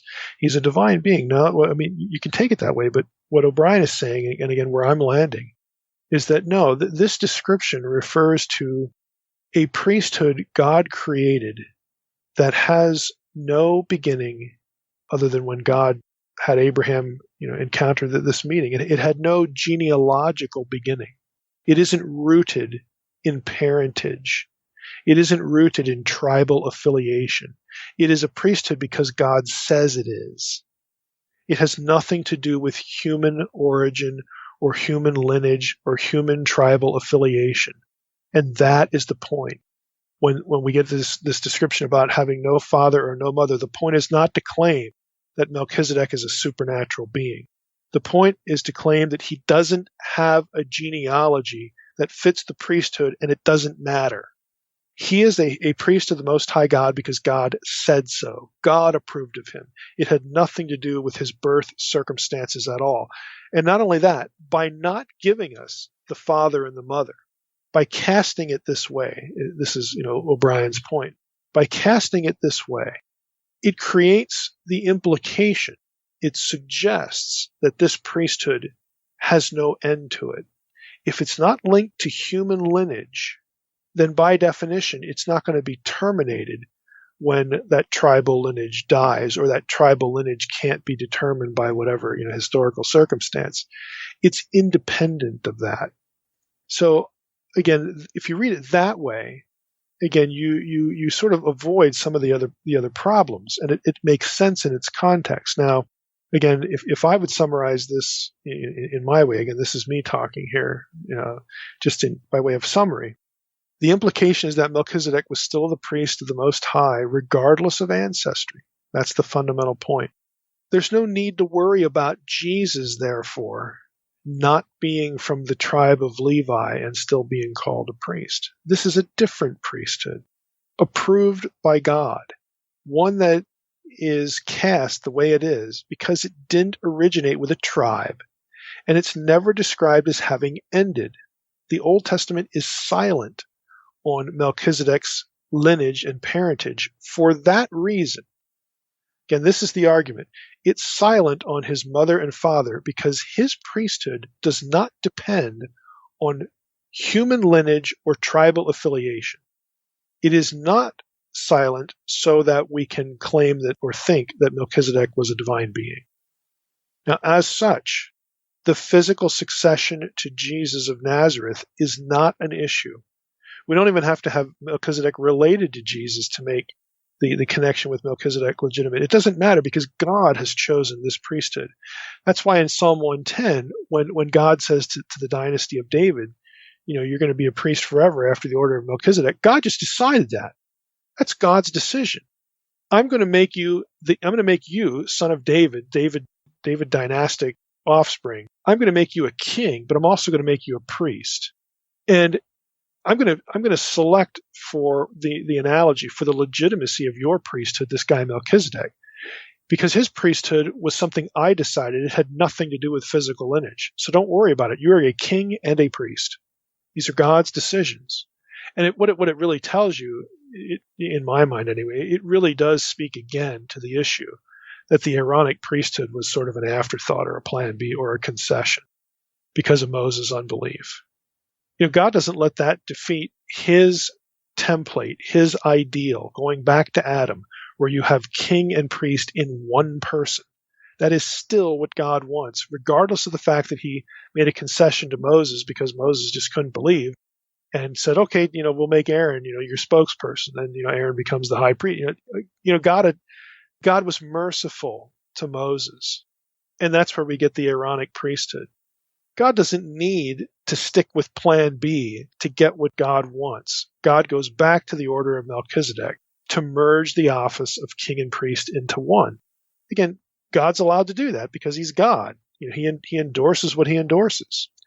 So we don't need to worry about questions of physical succession for Jesus to Melchizedek or anything like that. This whole thing was dictated by God alone. The silence of the Old Testament creates the impression deliberately that Melchizedek did not inherit his priestly service from a predecessor, and he remained a priest without a successor. His priestly line, in God's mind, is still in place and legitimate. It doesn't depend on a predecessor or a successor.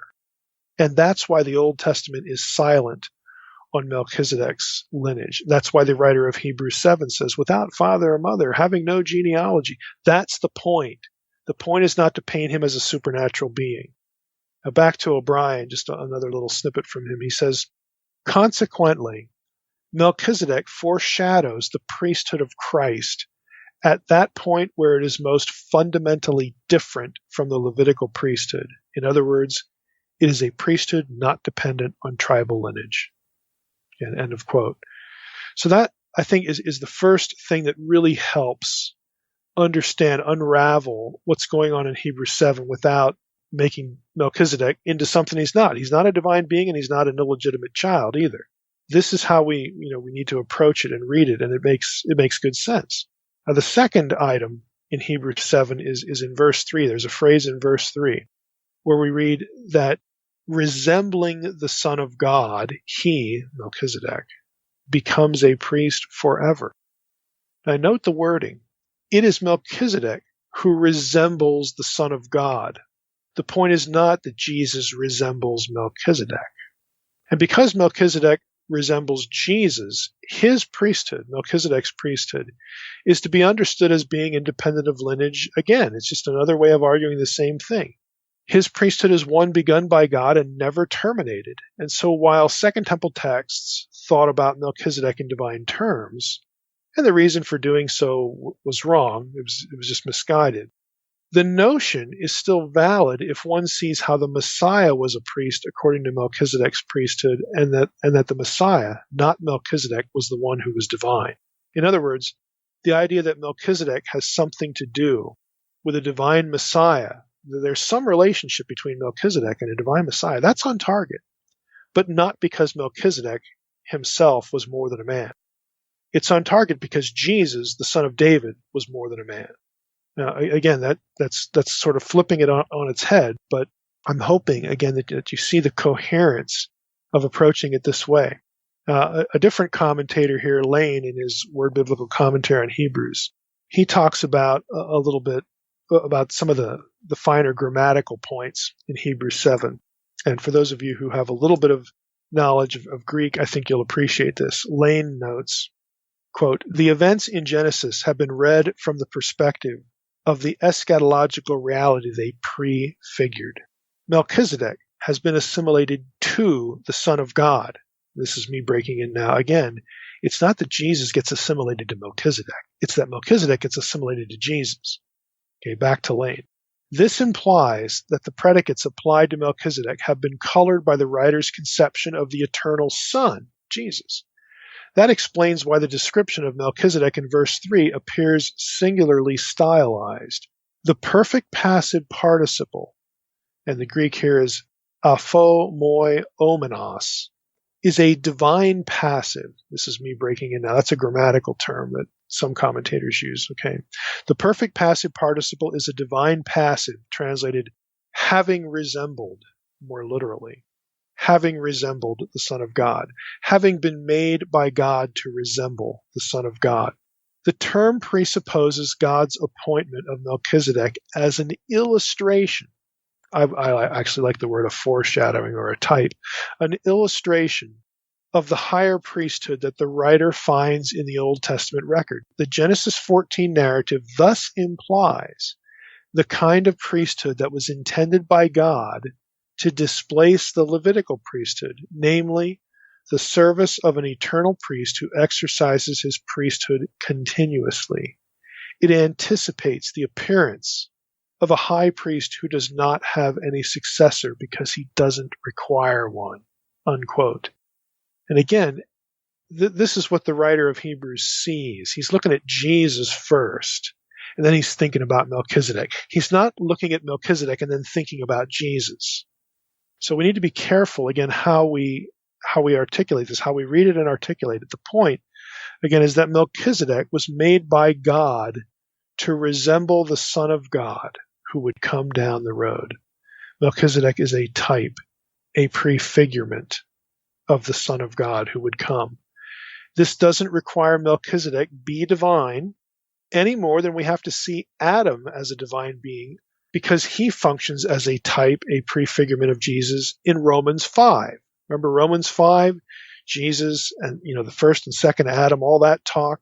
Well, Adam wasn't a divine being. He was a human. Okay, but Adam is a type of Christ. Adam doesn't need to be divine to function as a type of Christ. Well, neither does Melchizedek. Melchizedek was not a divine being in the Old Testament, and he doesn't need to be to do the job of prefiguring the Son of God, who would be an eternal priest, an eternal mediator between God and men. Okay, the writer of Hebrews is thinking about Jesus in those terms, and his mind is taken back to Melchizedek, not the other way around. So the part about Abraham paying tithes to Melchizedek, I think validates the point. This Melchizedek was a legitimate priest of the Most High who deserved the tithe just like Levi would later. He preceded Levi, and his priesthood didn't extend from tribal lineage and never met an end. It coexisted once the Levitical priesthood appeared. It never went away. And the fact that it did, again, suggests that the Aaronic priesthood was a concession. Lastly, had any reader of Hebrews in antiquity known the chronology of Jesus' birth, and we've talked about this a lot on the podcast, I think that point, this point about his priesthood being transcended to Levi, would have been driven home even more. That Jesus was the one to bring atonement and set the captives free by means of the connection of those ideas to the Jubilee cycle would have been highlighted by God's eternal foresight and use of Melchizedek to foreshadow someone who would be both the son of David and a priestly mediator considered by God to be superior to the line of Aaron. Now, how does that work? And what about the birth? Well, for this, you need to be familiar with, again, my position. This is not just my position, but my position that Jesus was born on September 11th in 3 BC. Now, we devoted a whole podcast episode to that. It's episode number 138 as to why, that's the case. And we provided newsletter subscribers anyway. So please subscribe to the newsletter and you get access to this. We provided newsletter subscribers with scholarly literature that validate that this position is not a contradiction. It's not irreconcilable with Herod's death. There's a way to do the chronology there so that it works based on Herodian coins and a few other things that are, problems in Josephus that other scholars have tackled in the peer-reviewed literature. So if you want that stuff, subscribe to the newsletter, you'll get it. Go back and listen to episode 138. So given that little bit of context, after the second Ezekiel 40 through 48 podcast that we did, that was about, me arguing really that the temple vision there should be viewed as, viewed non-literally to get our heads inside the Jubilee idea, because there are 60 references to Jubilee stuff in Ezekiel 40 through 48, 60 of them, actually a little over 60. That's not an accident, folks. When you do it that many times, there's something going on there. There are over 60 links between the idealized temple and the Jubilee cycle idea. After we did that episode, I got a question from Matthew in California that asked whether 3 BC, again, the birth year of Jesus, was a Jubilee year. And the idea he was angling for was that the birth of Jesus would have marked the Jubilee cycle. So what I did was I asked my astronomer friend, and for those of you who read my fiction, this is my Mantello character. I asked my astronomer friend about it and got back a really, really interesting answer. Okay, so here's part of his answer. He wrote, the year from 2 BC to 1 BC would have been a sabbatical year. The year 27 to 28 CE, or that's another way to mark AD, was also a sabbatical year and a Jubilee year, which means the birth year could not be a Jubilee year. So that was the answer to Matthew's question in California, and I sent that to him. But my source, my astronomer, continues. He says, the 27-28 CE or AD period, the Jubilee period, coincides with the beginning of Jesus' ministry, which was inaugurated at the event in the synagogue at Nazareth, in Luke 4:14 through 16, and even a little bit more beyond that.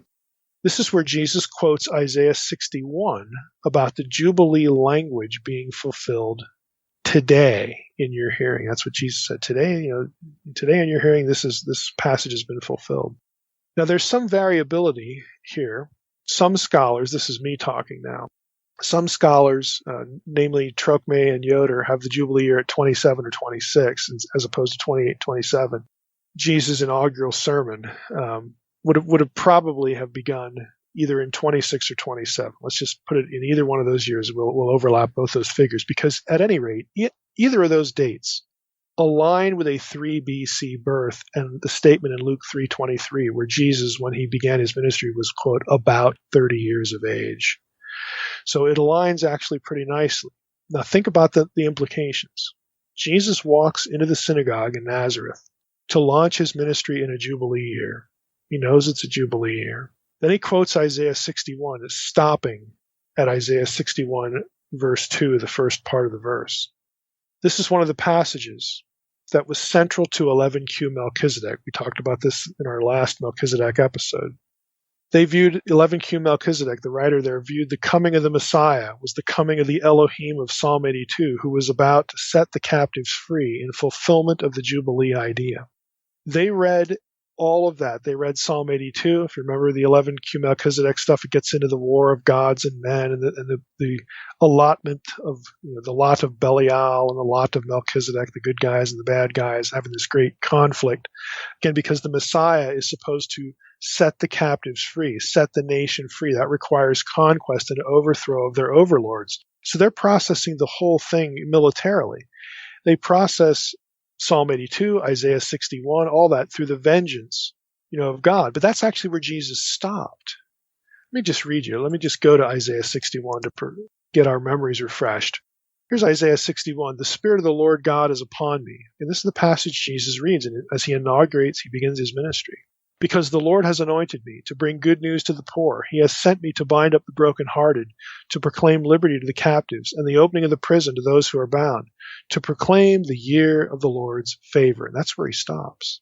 The very next line is, and the day of vengeance of our God. And that's what Jews of the period had in their head, but Jesus actually stops. He doesn't quote that part of Isaiah 61. Why?